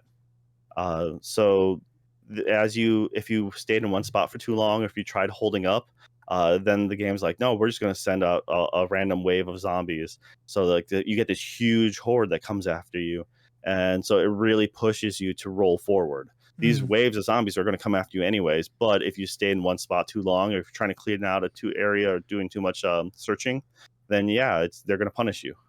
I kind of noticed that a little bit with this game. Sometimes when we're kind of waiting to pull a trigger to basically do an action that's going to call the horde, that they will send not a lot, but they'll send one or two zombies. Sometimes they're like a big Special one, special yeah. zombie that it takes more than one of us to really deal with. Um, but I would actually kind of appreciate that probably more. Maybe it's just because we're playing it on recruit, which is the easiest difficulty. Um, but maybe on a higher level, they would send. If we waited too long, they would send more. I don't know. Yeah, they're supposed to. It's supposed to be just a little more difficult. Also, they make it so that friendly fire is enabled once you go into the medium and high difficulty, which is veteran, and I can't remember the last difficulty, what they call that in game. So it ups it from I think 35% friendly fire damage to like 65% or something, Oh wow. for the max. And so this game, what makes it stand out a little bit more from normal Left 4 Dead is Back for Blood lets you have equipment cards, or cards that help boost as run as perks. So then you end up you can, as you're playing through the game, you'll earn currency, and you can sometimes find or buy random cards throughout the level. And just by completing objectives or like doing tasks, you can get these cards to pad out your deck, and then you assemble them into a 15 stack, and then you can roll with that deck through the game, and you'll take them off the top. So you'll start out with you'll always have a hand of five between each level, and you can always pick one new card, so you can give yourself more health, more ammo, better accuracy. But sometimes if you give yourself like a lot of ammo, there might be a drawback saying like 50% extra ammo you can carry, but your stamina is 20% so that means you can't run as much. So there is some plus and minus cards, and the director really changed. The quote unquote director, the AI changes things up by having their own version of cards to impede you. So they'll be like, yeah, guess what? Now these zombies are harder to kill, or the special zombies now have armor covering over like a certain weak point or something. Yeah. So they really do try to change it up a little bit, and it's kind of has that random roguelike element to it. Yeah, that kind of stuff is pretty interesting. The card system kind of makes you choose like what you want your strengths to be, but then you also have to go like, oh, but that means I won't have this other thing. I'll be weak here or weak there. So it's really good. Like we've been able to get a squad of 4 people together every night, and that has been really great as far as being able to specialize. Because like I was running assault rifle until recently, I started running shotgun, and one of our friends was like the healer, and one was like the utility kind of person. So we've all been able to break it up pretty easily. I think that because we are coordinated, it makes the recruit difficulty that we've been playing on too easy. I've never really felt like we were really that in a bind, except for that one time that we lost on the ship, but that was kind of just because we just kind of got confused.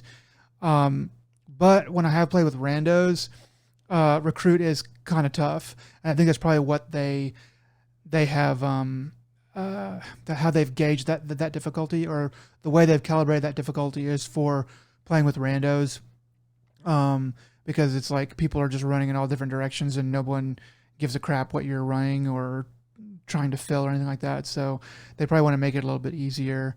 But like, so anyway, that leads into one of my complaints, and I really feel like we should be able to change difficulties between missions. Like, I mean, I feel like we should be able to change to normal or whatever, instead of Yeah, having because to we go just we easy. just finished Act One, and then it boots you back to like the main fort that you're in, and you have to then manually select to go to Act Two.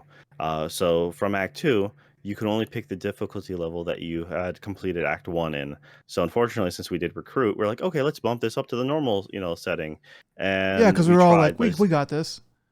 yeah, we feel comfortable with it. We know how this game works, and they're like, no, you can't do that, unfortunately. Like, So we'd have to why do then you think replay that through is Act though? One. Why do you think that is though? Like, what do you think is happening on the back end to make it to where you can't do that? Is there like something with loot or some kind of cheating or? See, I'm not 100% sure because the game also is very odd when it comes to your how they end up dishing out some of your cards. I know they don't want you. So what you do is when you pick your starting, you pick a deck, and you start your game.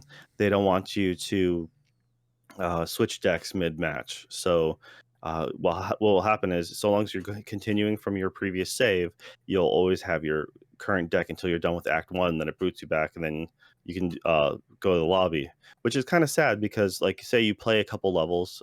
So Act One had 4 chapters in it, and each chapter had a different amount of parts to it. So you'd be Act One, Chapter One, but there was 4 levels. So it'd be 1-1, level 1-1-2, level 1-1-3, and then same thing. It's like or level Act One, Part Two, Mission One. So stuff like that. And when you're done, so we did over a course of the week. We'd play a couple acts, and then when you get back to we're done for the night, go back to the lobby, use your points because you're earning supply currency, and that's what helps you. You have different skill trees, as it were, kind of cards. You have 3 different paths to spend your currency on, and so you find some cards that you want in a row, and you're like, okay, I really like the end perk of this one, so I'm going to buy this row to get there, and that's what I'm spending all my money on. And Yeah, that's pretty yeah, cool. luckily, it's all in-game currency. There's nothing like pay to win option, which is something I'm pleased to see because I could totally have seen that turn south, being like, yeah, if you want to spend like $50, you can just get the money you need to buy all the cards right out out of the gate. But yeah, so you're slowly earning these new cards, and then you can slowly add them into your new deck. Problem is they're not letting you utilize that deck like right out the gate. Um, they will let you after a while, but it's just like you can't do mid mission kind of deal. It's you can't optimize, so you have to. I've restarted the same. I've had trouble trying to have multiple save slots. Um, it's a little finicky, and sometimes it's successful and sometimes it's not. Uh, and it's also so essentially we've just for sake of convenience, every time we want to play with someone else, um, because we're rolling with 5 people and not everyone can meet up at the same time. So we're like, okay, yeah, you last. We're on mission Act 1, Mission 3, Part 2. Okay, so we'll just start a new game, stage select that specific map, and we'll start from there. And then you get to you lose all your the weapon that you were carrying Oh, and all your the upgrades you had purchased perks. Yeah. and all the currency that you had up until that point in for the in there's a supply crate currency for buying cards after the game or in-game money. And the in-game money you can use while buying supply crates of new weapons, healing items, support items, stuff like that. So that is you end up losing all that when you do stage select because you're just going to the random stage. They do at least let you uh, pick the amount of cards you would have gotten up until that point. So if we're 6 stages in, you automatically get to start the game with one card drawn automatically for you, and then you pick one card right away at the beginning of stage 1. So Yeah. if you're 10 levels in, you'll actually have 11 cards. And so that's what they'll do for you is they'll be like, okay, I'm on the 11th stage. All right, go ahead, just draw 11 cards now. You have 3 minutes, I think it is. And so all you and your friends are drawing your cards, trying to which ones you want, and there you go. The only problem is you just have no money and whatever starter weapons you can find. Yeah. Which wasn't a problem for us on Recruit. So, but had we been not switching around, or had been more successful, then I could have had one game with us and our crew, and then another game with my other friends. But especially in the beginning, I played those first 4 levels like I think 3 or 4 times. Yeah. Yeah, so I started burning myself out of those first couple stages. Yeah. It's like that could get grating. I played like the first mission like once or twice. And it wasn't too bad, but because they're not super long, but it is it's just kind of irritating that you'd have to do that. I think the weapons feel really good. I think it feels really good to shoot on them. I think that they're responsive. I like that the zombies go down with one hit of pretty much any weapon, instead of having to like aim and keep shooting them or whatever. Like aim at certain body parts and keep shooting them. Yeah, they're Um, not crawling on the ground after you or something yeah, like that. yeah. It's like okay, I got that one, and you move on. Um, I think that the story is pretty much just a skin for the game. I mean, there's not really a whole lot going on there. It's not like I really know anything about these characters. Maybe I've just missed stuff, but to me, it seems pretty thin. Just like here's a reason to play a zombie game. That's kind of another, I guess, sort of complaint. I'm not really looking for it for that, but it would be kind of nice to have. The Um, what little story is available is in the couple cutscenes, and then at the start of yeah, each new level, there's a bit of dialogue. So you literally have to, there's no real acting in it, like the character models. Sometimes the models just aren't there, but you can hear their voices. Like the general, he just starts talking to you, and you turn around, you're like, he's not in this room with me, and we're not. It's not like you have headsets on, but he's just speaking out to the ether because I think his model disappeared. yeah. Uh, It was just a disembodied voice, talking to all of us about. And then I think he had somebody staying there with him too. There was 2 people, and then Yeah, they up and disappeared. On a different level, they did show them walk away, and the door opened up, and they walked to the back area. But then they started still speaking. You could still hear them speak like they were speaking right next to you. yeah, Um, so that was, and then there is supposed to be a story there because one of the snide comments he made to one of the characters that we were playing is like, if you want to gain my trust again, you're gonna have to prove yourself. And I'm like, okay, what did we do to piss you? What did this guy do to piss you off? We have no idea. yeah, Though some of the strong things I think they do is when you even it indicates that you have friendly fire, even though we're on the rookie or easy difficulty. So it'll That is still good. flash and indicate that you've been shot from this direction. And each person that shoots each other, you'll have more or less targeted dialogue to them. So if the doc shoots you, then they'll make like something like, "Geez, doc, you're supposed to be patching my holes, not giving them to me," or like, you love to patch me up so much, you're injuring, you're hurting me, right? So stupid stuff like that. I like that because it is like it's a good way to just keep you kind of trained or to train you for the higher difficulties when that will become a factor.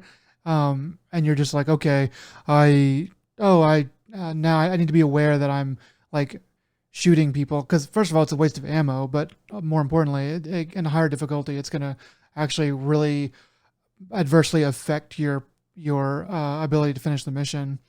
Um, Yeah.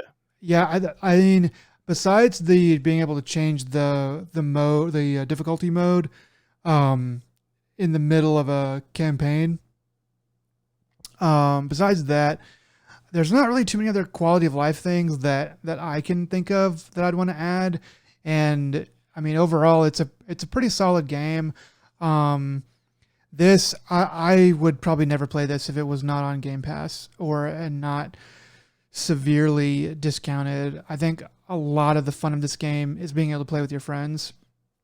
Definitely. I mean, it's a fine game as it is, but it's the most fun with with friends, and having it on Game Pass has been a lifesaver. I think. Yeah, so playing with the other complaint I would have with, if you did want to play this solo, uh, if you played solo, you cannot gain the supply currency, which is the currency you need to, when you're out of the level, Yeah. at the base, to buy new cards. You cannot earn it at all, and you can't even at this time, anyways. If you start a brand new game, you have to beat the first handful of levels, like first four levels. So like Act One, Chapter One, before you unlock the you only get four characters in the beginning, and then you unlock the additional four. Yeah. Playing as a single player, you can't unlock the additional four. It is not possible. So even if you okay, so you just have to play with randos. Yes, Okay. you have to play with other people to unlock it. But if you played solo, not possible. Which is really sad. It's like, I guess it stops people from grinding out the currency and buying all the cards, but uh, also some people just don't like playing with other people. For me personally, yeah, I also would never play this game unless if I'm playing it with friends. But that's how I am with almost any multiplayer game or online game. Is if I'm not playing with friends, I'm not playing it at all. Yeah, Halo was that way. I mean, Call of Duty, I will never touch that without having friends to play with. Like my guess is that I mean this game kind of lives and dies off of multiplayer, people playing together, and so I imagine that the reason why they gatekeep that is for that reason. Turtle Rock probably wants their game uh, to survive, obviously, but they probably think that the only way it can survive is if you can always get a game with other random people. And so they want to encourage that. And they don't, it's not like you're talking to people. It's not like you can hear them. They have a pretty good system for for marking stuff, and communicating without having to like listen to people. Um, so like they've kind of thought of that and have a good way for you to play multiplayer without being too annoyed by randos. So like I appreciate that, and I can see it. Like I would probably have made the same choice because like well we got to keep this game multiplayer rich for as long as possible because without it it's probably gonna die. So Yeah, I don't know if I'd do it, but I can at least understand it. I'm personally liking the game. I'm enjoying my time with it. I like the fact that it's not, it's, I find it challenging enough. I mean, granted, it is on the easier side, but we are playing on the Yeah. easier difficulty. I think my biggest concern, if I up when we up the difficulty, is being murdered by some of my or murdering my fellow teammates, because there's a couple times where you have to protect a thing and you're just stuck in a spot while the horde comes at you, and then you're trying to cover, you're covering left and right sides, and all of a sudden, well, being the fact that we're on easy, I'm like, okay, cool. I can have my AA-12 automatic shotgun and literally just spray and pray from right to left and just sweep the entire room at head level. And I'm like, oh yeah, I overlapped one party members. That's fine. Uh, Yeah. but Like, when it comes to the real game, like once you up the difficulty, I'm like, now have a higher possibility of killing them. yeah, I hope that we can all keep playing this game long enough to finish the first campaign or finish the campaign and go back and at least play a few missions on normal. Because I think that that kind of thing we'll have to play a lot more careful. There'll probably be more zombies that are more difficult to kill and all that stuff. And we'll probably be a lot more excited to play it because it'll be a lot more dangerous. I would hope so, but I'll at least like to play it long enough to see. And if not, then I'll probably just go play with randos on normal and probably just get destroyed. But whatever. Yeah, most definitely willing to jump to normal, even if we have to restart the first act, which is it's actually it's lengthier than I expected, Yeah, considering the fact that the original game, I want to say the original Left 4 Dead was only like four chapters, and they were much shorter. So they were all named after things like they're meant to be like like I said, the movies. So one of them was No Mercy, because you're having to escape and go through Mercy Hospital. yeah, I'm pretty sure is what it was. So you're going through the hospital doing that bit. Dead Air was another chapter name, and that was you trying to get to the airport. Um, Blood Harvest is you're making through your way through the cornfield type deal. So things like that. They had their own theme, and they had like a movie poster layout. Um, and that was fun, and that kind of gave you your own little mini story. It really didn't matter. All you knew is heard about the radio, or they said something. We got to make it from point A to point B, and that's really it. That was the only story you needed. This one actually seems to have a story, but once again, their dialogue is also the audio is kind of off. I think it's proximity based because when they are talking, I'm not necessarily hearing them, or maybe just because my friends are too loud. yeah, maybe. So yeah, you can't make out what they're really talking about. And I'm like, I want to. If there is a story there, I kind of want to know it because I think it'd be neat. I mean, They, I've heard all the dialogue. I have it turned down low, but I can still hear it. I can always hear you guys over it, but I can still hear it. And I mean, all I hear is just quips and kind of jabs back and forth and comments about getting shot, by your fellow teammate. no, I'm saying like the mostly in the beginning when the general or whomever is like telling Oh, they yeah. they're giving you the It's just justification more or less why you're making it to the end of that level, or yeah, they'll be like, we have there's zombies coming in from this one area, so you needed to put a stop to it there, or you know I don't know, it's just, but because you're with your friends, it makes it for a good time. yeah, And it's all about teamwork and communication. yeah, uh, they also, the AI does a good job also putting up, they have their own hindrances, but the game also rewards you with challenges so you can earn extra currency. Um, all your party members make it to the end safe, or don't set off any alarms, and then you'll get, by the end of the level, you get extra currency, stuff like that.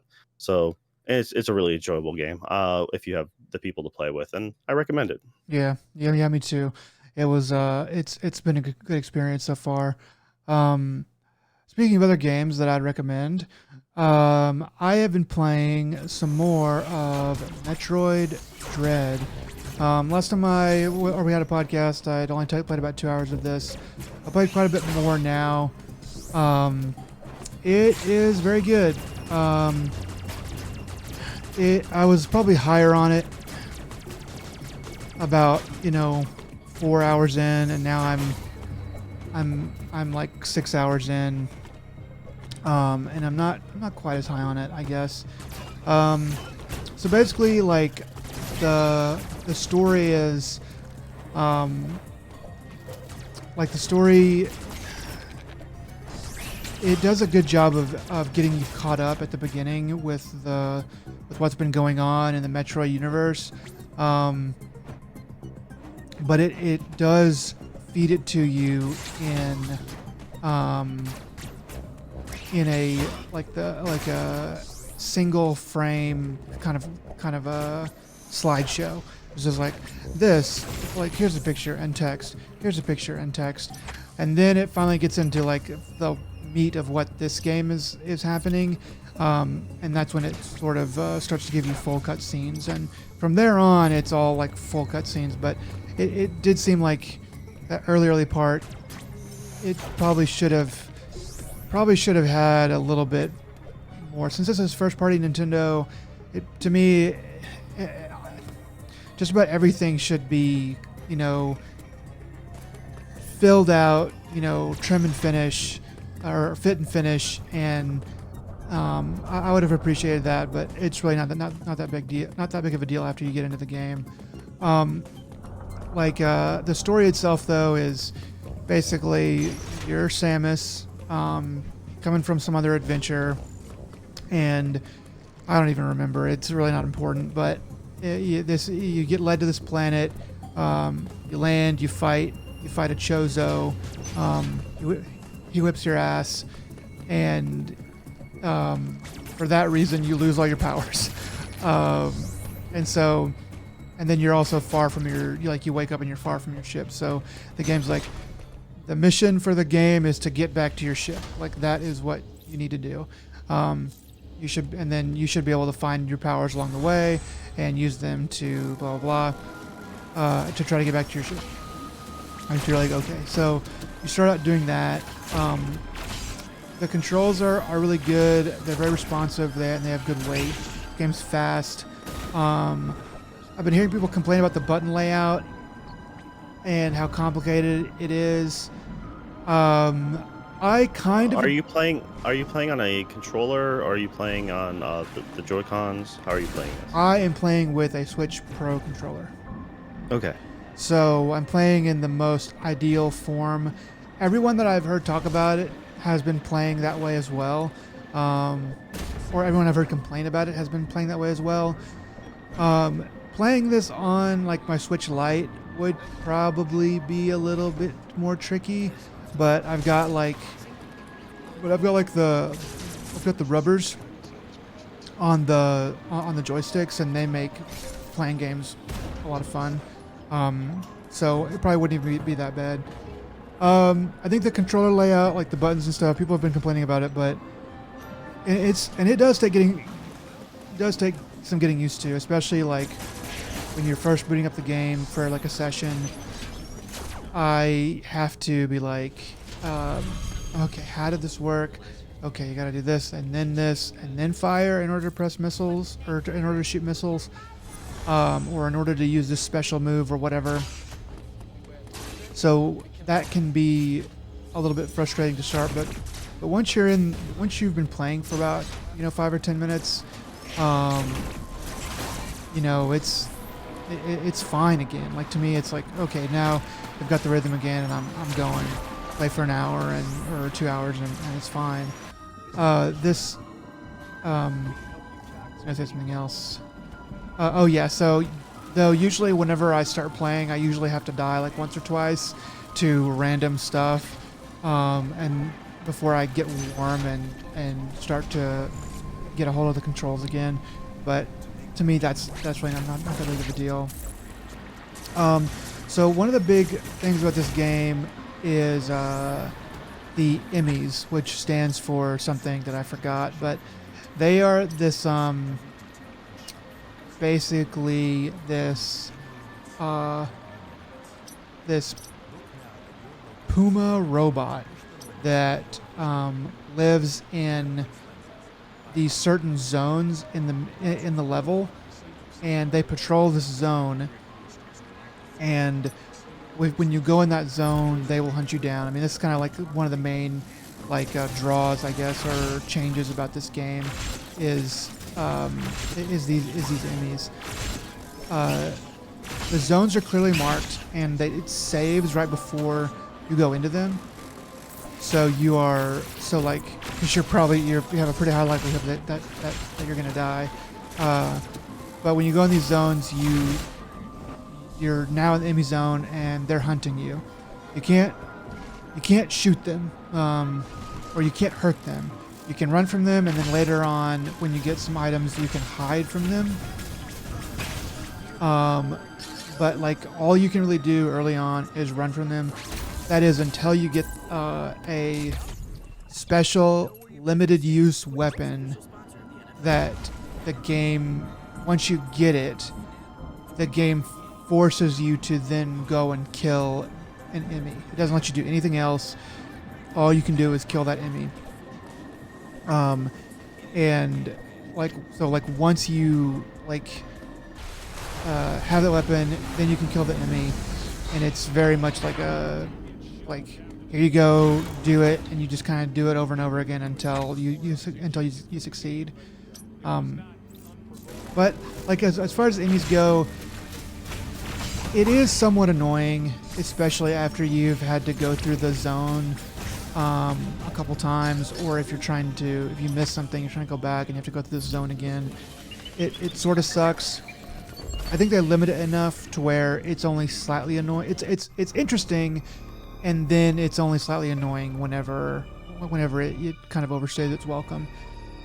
But besides that, like I think it's a pretty good idea. I don't think I would really change much about it. I don't know if you really even could. I've gotten lost.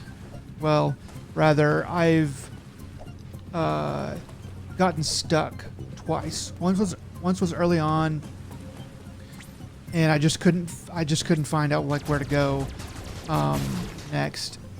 And but for both of these times, I ended up looking up a hint for what to do. The first time I just looked up a video and found that spot, and I was like, okay, just shoot this wall out. I was like, I just felt so stupid because I was like, why didn't I just go run around and shoot this wall out?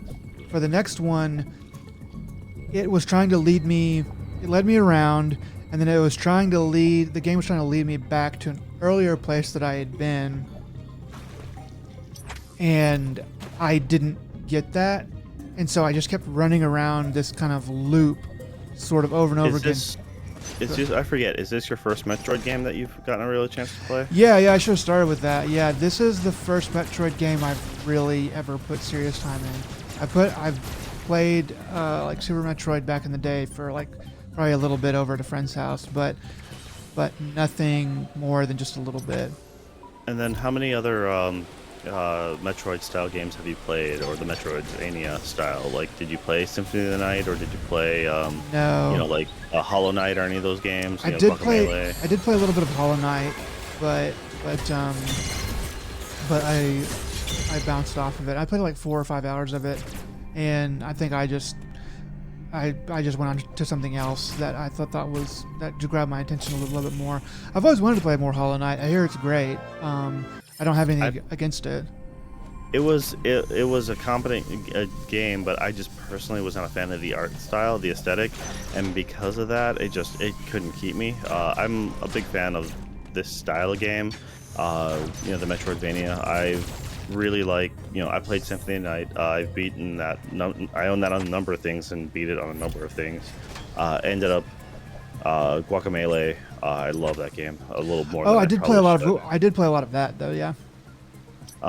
Then there's I did a lot of I played almost all the side-scrolling Metroids. The original Return of Samus on the original GBA or Game Boy. It's just a black and white Game Boy. Then I played Zero Mission, stuff like that. Fusion. So those are the ones that came out in the Advance. And so I mean, this they're good games. I mean, I'm curious about it because I know Mercury Steam. They're the ones who ended up making this. So they made the Castlevania games, the actual 3D ones for the 360, Lords of Shadows. Oh yeah. And then, but they were also in charge of the most recent, the Samus Returns remake that happened a few years back. So it makes sense that they would make this, or why Nintendo would have chosen them. One of the best games of this genre would have been, in my opinion, is Shadow Complex, which was an early Xbox Live Arcade game. Right. Epic, I think owns that one.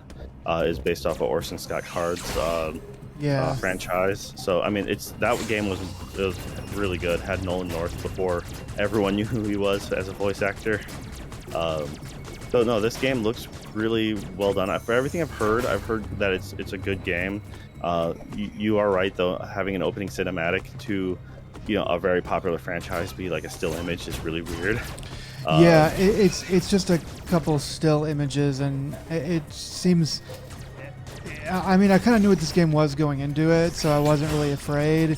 But if I didn't, I would have been kind of like, this just seems kind of cheap. Gotta be honest, you know. yeah, I mean, but the thing is, it's from everything I've heard, it's better than most people would have expected, especially from, not being the Prime series that they've been touting for the longest time. This kind of came, but this game has also been under development since the GBA. Rumor has it. Oh I thought wow, they had one form or another. yeah. So, like that's, I don't know. This looks really good. I kind of want to give it a shot still, but I don't still have enough time. I've heard different counts of how long it takes. The average time I've been hearing is anywhere from 9 to 10 hours, depending on how much stuff you're going to complete. So Up as early as like 8.5. So I don't know if I don't know if I agree with that, and I don't know if my perception of time is just off, or if or like what's going on. But well, most of the people I know that have played it are more familiar with the genre. So like certain things or certain maybe like shooting through the wall or the indications being like maybe you should go this way. That you didn't quite notice off the bat. Are a so little bit I mean, maybe a little more I, obvious to someone else. like as far as like getting stuck, I've gotten stuck twice, and I've gotten kind of minorly like, oh, what am I doing here? A couple more times, but I have felt like for the most part I've been like, okay, what's like what do I do here? Oh, okay, do this. Okay, what do I do here? I just kind of just going through it. I'll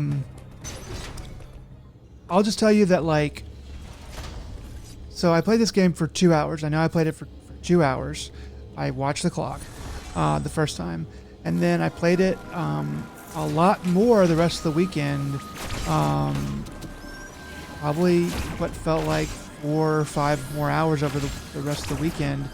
But whenever I backed out of the game and opened it back up again, it only said 4 hours, and I was like, "That's weird." Like it said 4 hours played, and I was like, "That's really weird." I'm pretty sure I played this game for at least 6 hours. I don't know. I need to look it up. I don't know. I don't know how much I really care or how much it matters, but like it seems to me like the game is keeping track of like the times when you like don't die, because like whenever you die it brings you back to your last save. So I'm kind of wondering if it's only counting like from save to save. I mean, I I just can see that. it just feels weird to me because I'm like I know I've played this game for probably like 10 hours, and I still have a little ways to go, and people are saying, well, it takes between 8 and 10 hours to beat, and I'm kind of like, well, I don't feel like I'm going quite that slow, because it feels like I have at least one more boss and then the final boss to do, at least that, and maybe more. So I don't know. I need to look it up and see how it's actually counting time, or maybe I'm just off. But it's that 8 hour to finish. That sounds like a perfect run. That sounds like you've played the game once and you know what to do, and you're gonna not die a whole lot, and you're just gonna beat it. I don't know if it's 8. I honestly would expect it to be more. I bet you could probably do it in like 4 hours if it's a perfect run, if you know what you're doing. Games like this Speed running, usually yeah. can be done pretty quick, and then there's the speedrunning community behind it. But like I don't, like I said, don't know actually about anything if they're special at the end, but they have a history of having if you beat it under 2 hours, the original couple games that you unlock stuff. Like that was the original Metroid. Is you beat it under like 2 hours, you get the Zero Suit Samus, and that, so of course now everyone who plays Smash has a huge difference of understanding what the Zero Suit looks like, but in our brains it never looked like that. So that's the thing though. It's they used to have that kind of achievement for that, and That's that's kind why of cool. a lot of Metroidvania style games will have, once you know what you're doing, you can do beat it a whole lot faster with the exclusion of Symphony of the Night, which is still a pretty long game. But a lot of them also reward you for playing to completion.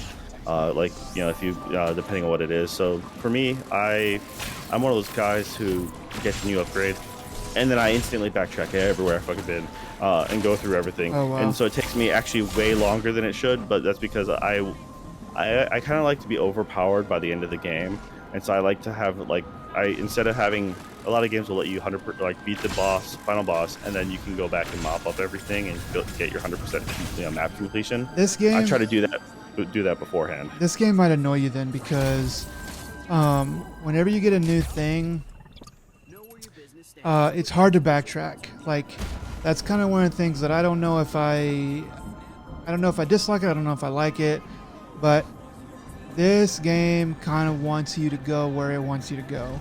It doesn't say, hey, go here right now, or hey, you can only do this right now, but it kind of does, because it will block paths. Once you get to a new area, it'll block you into that area, so you can't backtrack.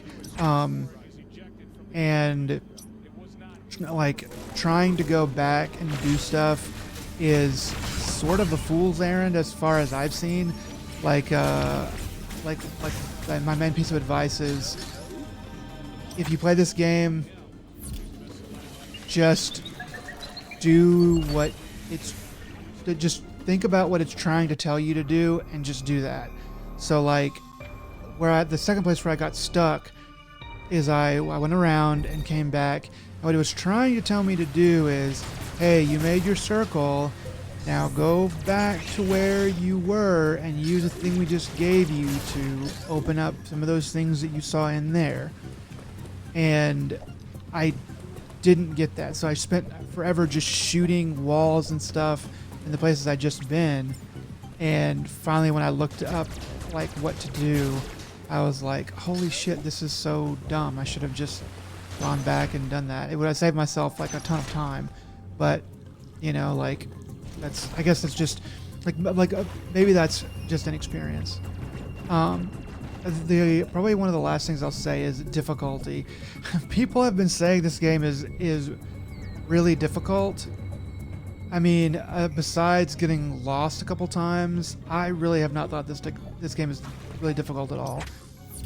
I die a lot, but I think I probably died like 4 or 5 times to one of the bosses, maybe like 7 or 8 to another one. It's once you it's just like the bosses are just paint by numbers. It's like you learn the pattern. Like you come in there, you get your ass kicked, and then you go, okay, jump out of that way. Oh, new pattern. Oh, I died, and then it's just rinse and repeat until you know all the patterns, and then you barely take a hit at all. So yeah, you're gonna die, quite a few times, but it's to me it's not hard. It's just like an old, like the way games used to be. It's like, yeah, you died 10 times, dude. Fucking get good. I just don't understand all the conversation about it being difficult. It's fine as it is. I wouldn't put a difficulty setting in here. I think it's great just like it is.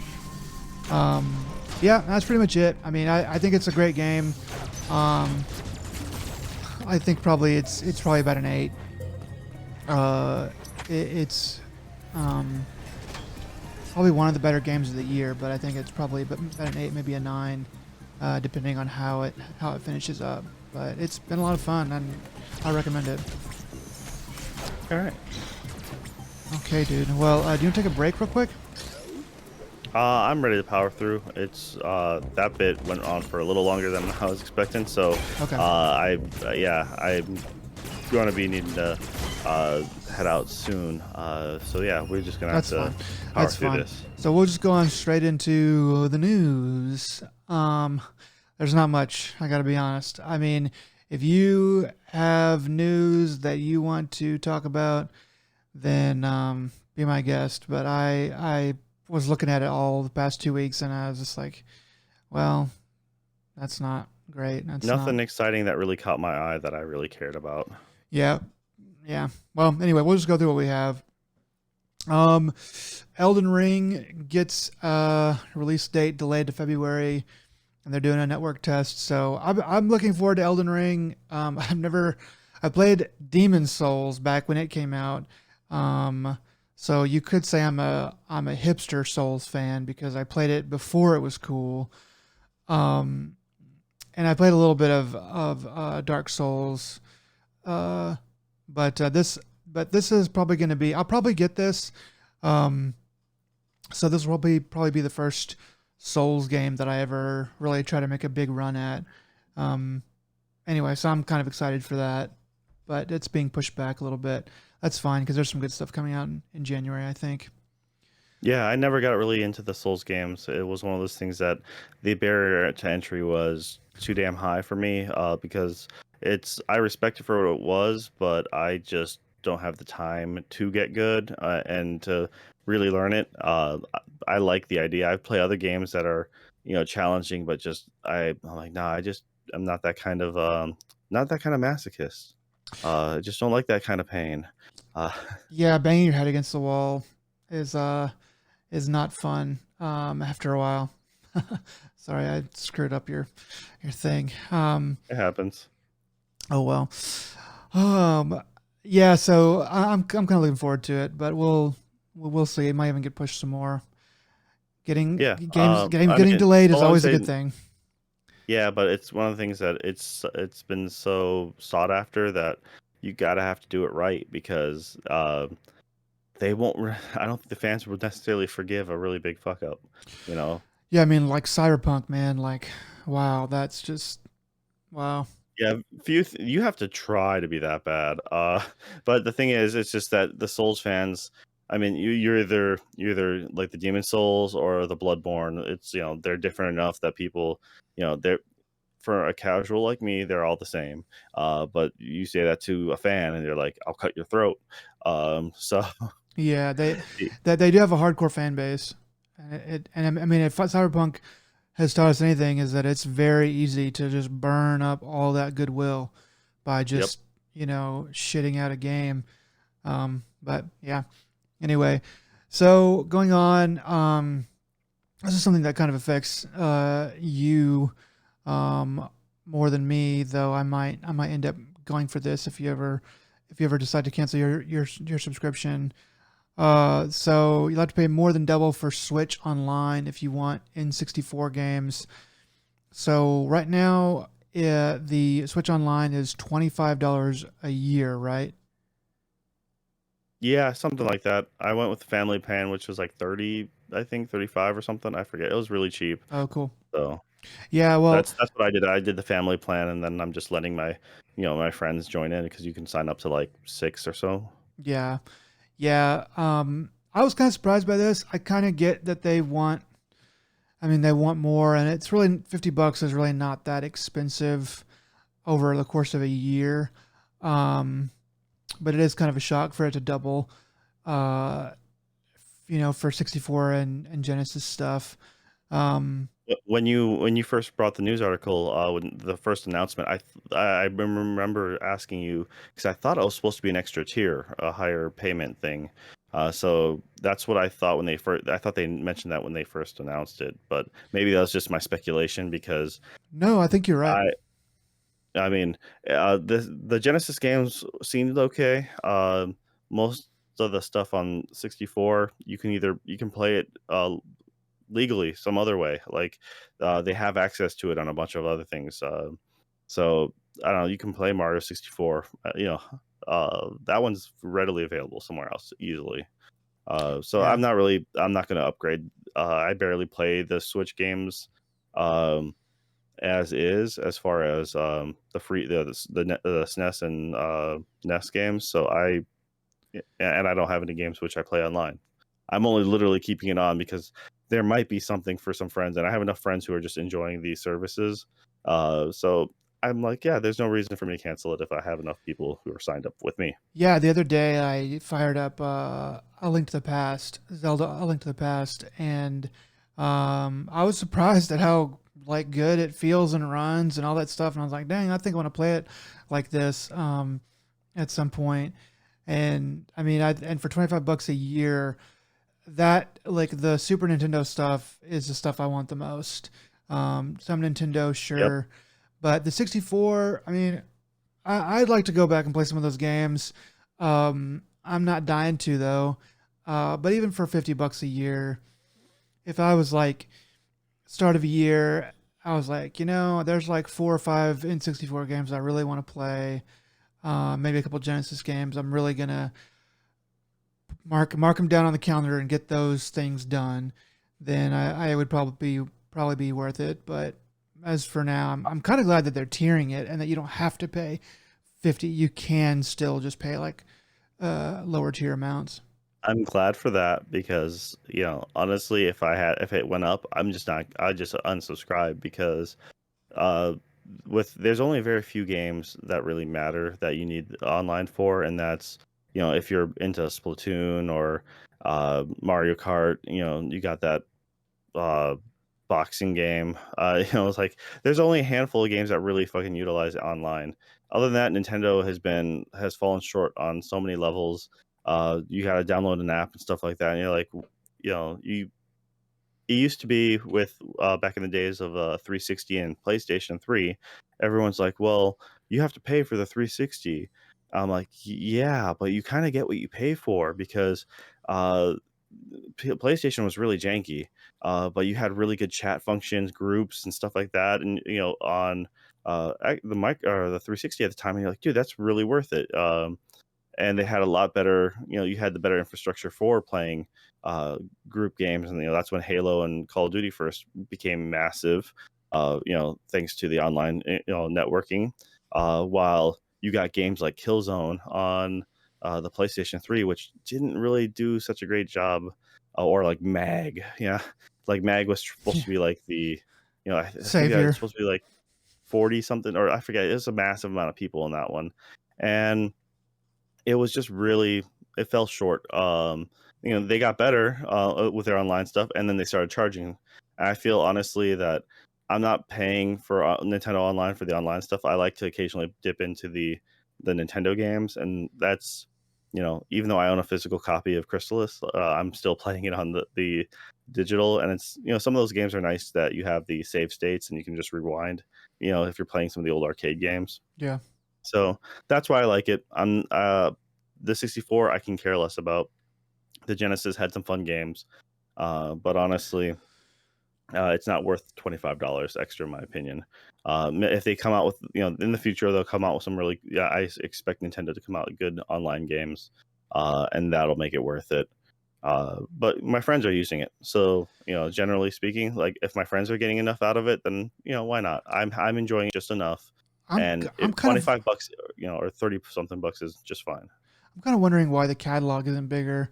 I mean, like, I mean, $25 a year, $50 a year. I know it's not.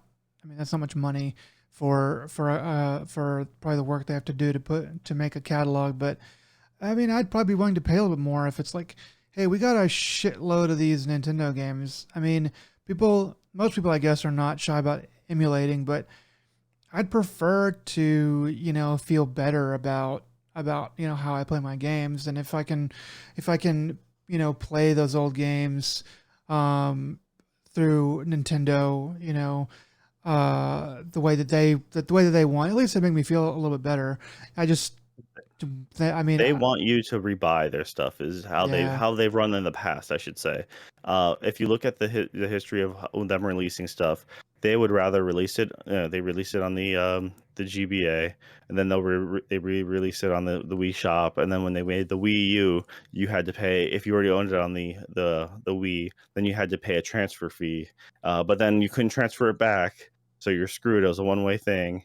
Yeah, but they love to make you rebuy those old games. If they could sell Mario and the original Mario Brothers again in another way, they would hands down. and see that's kind of Um, the thing though. Is it's like well, I mean, they probably want you to repay $50 for it. I get that for that one game. I get that, but that's silly because those games are really old and they're still good, but they, they're past their prime, and I think that asking people to pay for them is fine, but I think a discounted rate is also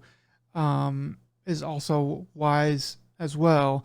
And I mean, if you if you charged like, I don't know, $6 or $8 a month or $10 a month for a much larger catalog, and it's like, well, yeah, I am. You are paying for those games again, a If very they did the small Netflix amount. subscription for this or the Game Pass equivalent, and then cycled games in and out, that way you can pull in because you can guarantee all Nintendo's catalog, but there's so many other games by other people, so you can cycle out from other teams, Namco or something, Konami.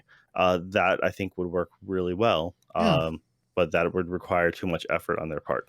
especially like Game Boy games. Like there's so many like Game Boy Pocket, Game Boy Color, Game Boy Advance, and then DS and 3DS games. Like if you could get them, maybe some of those would be kind of hard to run on a Switch. But if you could get them as many to work, even just the first party Nintendo stuff on a Switch, that'd be cool. It would at least it would I'd be willing to pay more, or pay something, to get into an ecosystem like that. I think it's interesting, but Yeah, we'll but see. that's unfortunately not what they offer. But at Yeah, least the theory is that if it leaves the door open for them to do something else because they're willing to tier their systems. yeah. So they might make a special higher grade one in the future. It's still a possibility, but yeah, until then, I'm going to stick with the very base model, and yeah, and you get to enjoy that because of me. So hey. And I definitely thank you for it. um, Last piece of news is, God of War PC version is coming in January. I was pretty excited to hear about this. Don't have a PS5 yet, and I never had a PS4. So there's a couple games I wanted to play, and this was one of them. I don't know. I don't know if I'm going to buy it right away, but it's good to know that I have the chance, to play it. Anyway, it's kind of exciting to me, but I'm yeah. curious how it's going to turn out because the the port for Horizon Zero Dawn was rough, but that Uh, could also be because when it came to PC, it was had a lot of issues. It wasn't less than perfect, but then again, that could have been due to the Gorilla engine that they were using, mm, being more optimized for the PlayStation than PC.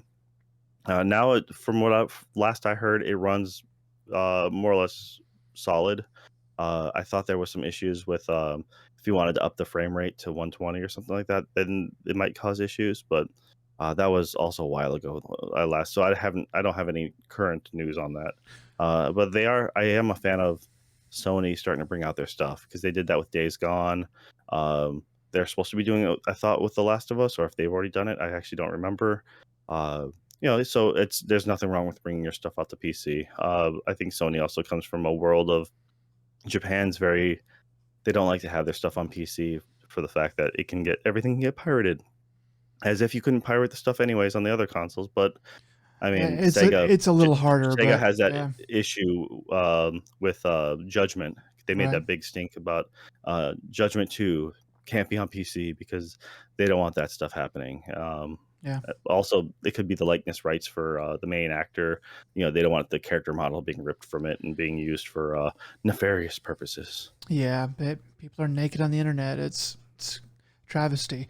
Yeah, like we'll see how this works. I hope that the port is good. I don't know if I want to pay. I don't know what they're going to charge for it out the gate. Probably 60. I don't know if I want to play. Um, I don't know if I want to pay $60 for this out the gate, but it should be discounted fairly quickly, within probably 6 months or so. So I'll be able to grab it on sale or whatever. Um, The game's a good one. I played it right away, only because a friend of mine had bought it right out the gate, beat it, and then they let me borrow it. And that was oh, awesome. cool. Uh, yeah, it was. I thoroughly enjoyed that game. I had not played the third one. I had played God of War 1 and 2, skipped the third, I think I played the PSP game in there somewhere, and Well, I uh, mean, it was on a lot of top 10 lists and a lot of Game of the Year. I mean, it got Game of the Year or very close to it and a ton of lists. I know that. the voice of Kratos in this is Christopher Judge, who's did you ever see Stargate SG-1? Uh, I think I know who you're talking about. He's the Egyptian like Uh, who converted over. Telk, yeah. I can't remember. Starts with a T. Um, I haven't seen that show forever, but I used to love it. Yeah. Yeah, Okay, so it's so that guy. That's cool. yeah, it's I found out. I forgot how I found out. I'm like, oh man, it's him, and then I'm like, I can totally hear it now. Now that I think about it, boy. Um, My so dude. That's funny. That's cool. Well, that is it for the news. And let's see. So, besides that, I think we just have um, one last thing. I mean, for patch notes, so we don't really have anything new right now. I'm sure I've done something, and I probably just need to we think have a about it couple harder things later. working in the background, but nothing that we're willing to talk about quite yet. That's So, true. Yeah. we'll hopefully have that in some discussions in the near future. Yeah. And then I don't know if you got this ready yet or this week, but for the last thing, signal boost.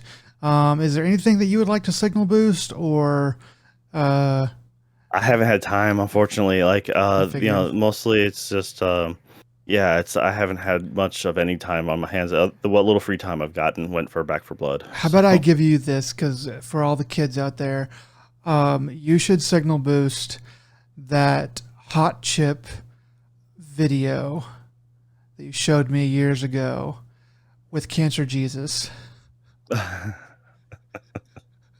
okay. God, now, all right.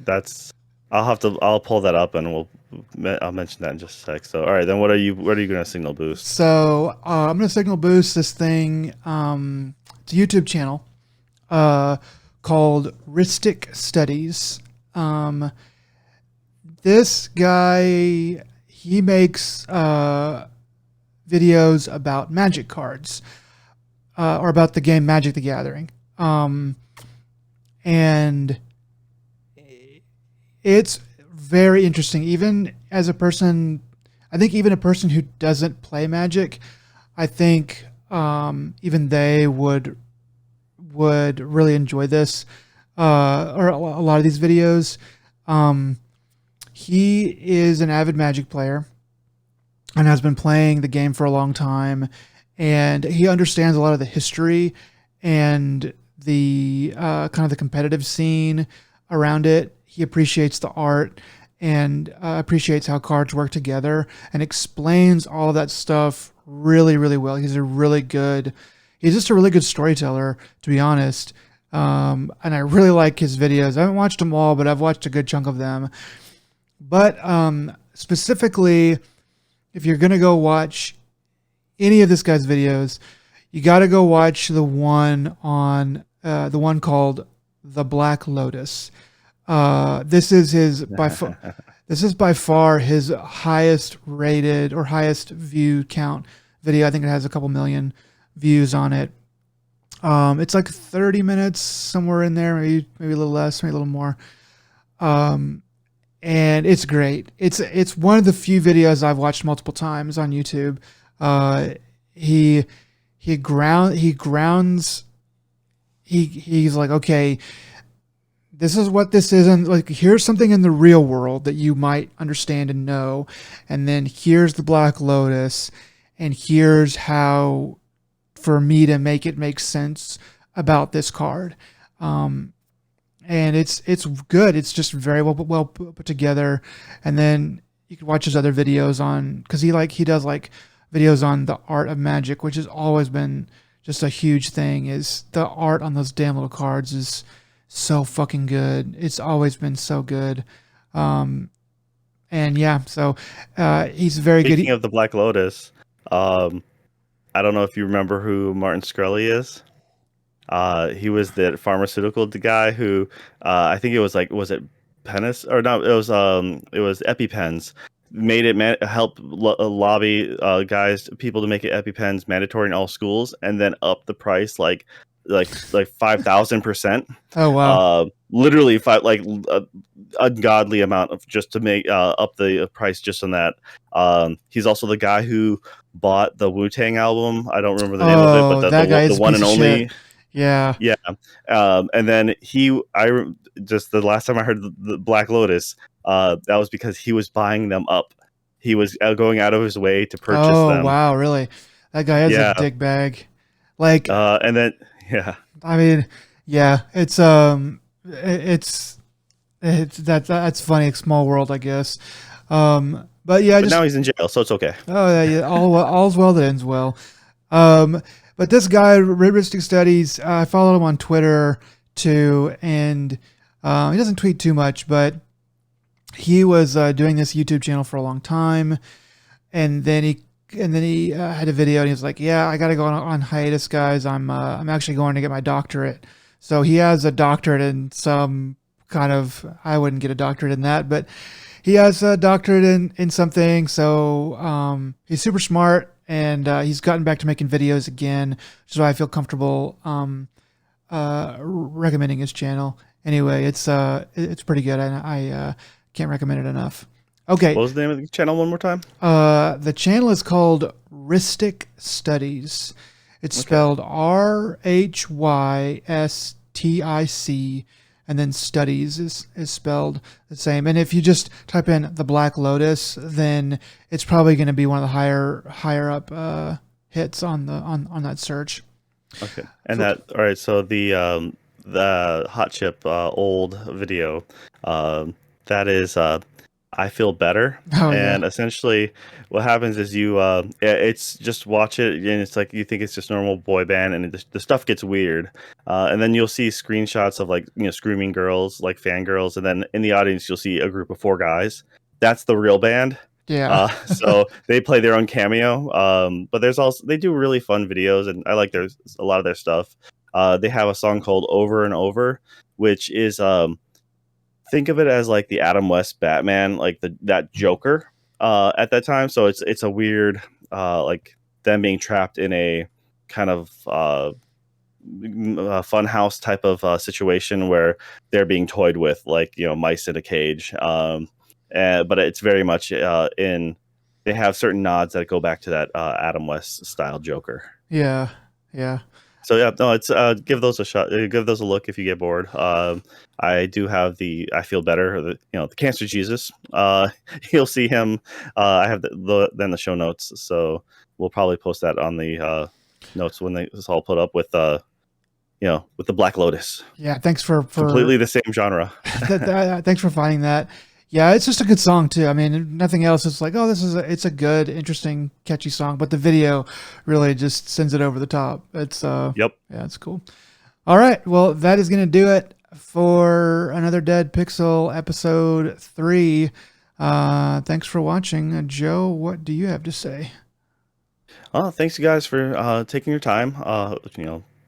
I know time is precious, so if you made it to this far, well, we really do appreciate it. And hopefully we'll be able to come out with some more stuff that'll make you guys happy. If you have any suggestions that you'd like us to cover as far as movies, by all means, give us a shout out. Ask us what movies are your favorite. We'd like to talk about anime, and we're gonna maybe be doing some stuff about that too. So I'll have some more updates by next episode. We will take your recommendations and we will throw them in the trash and do whatever we want. Slide it on fire. Just You light it guys on take fire. care. All right, guys. See you later. Bye.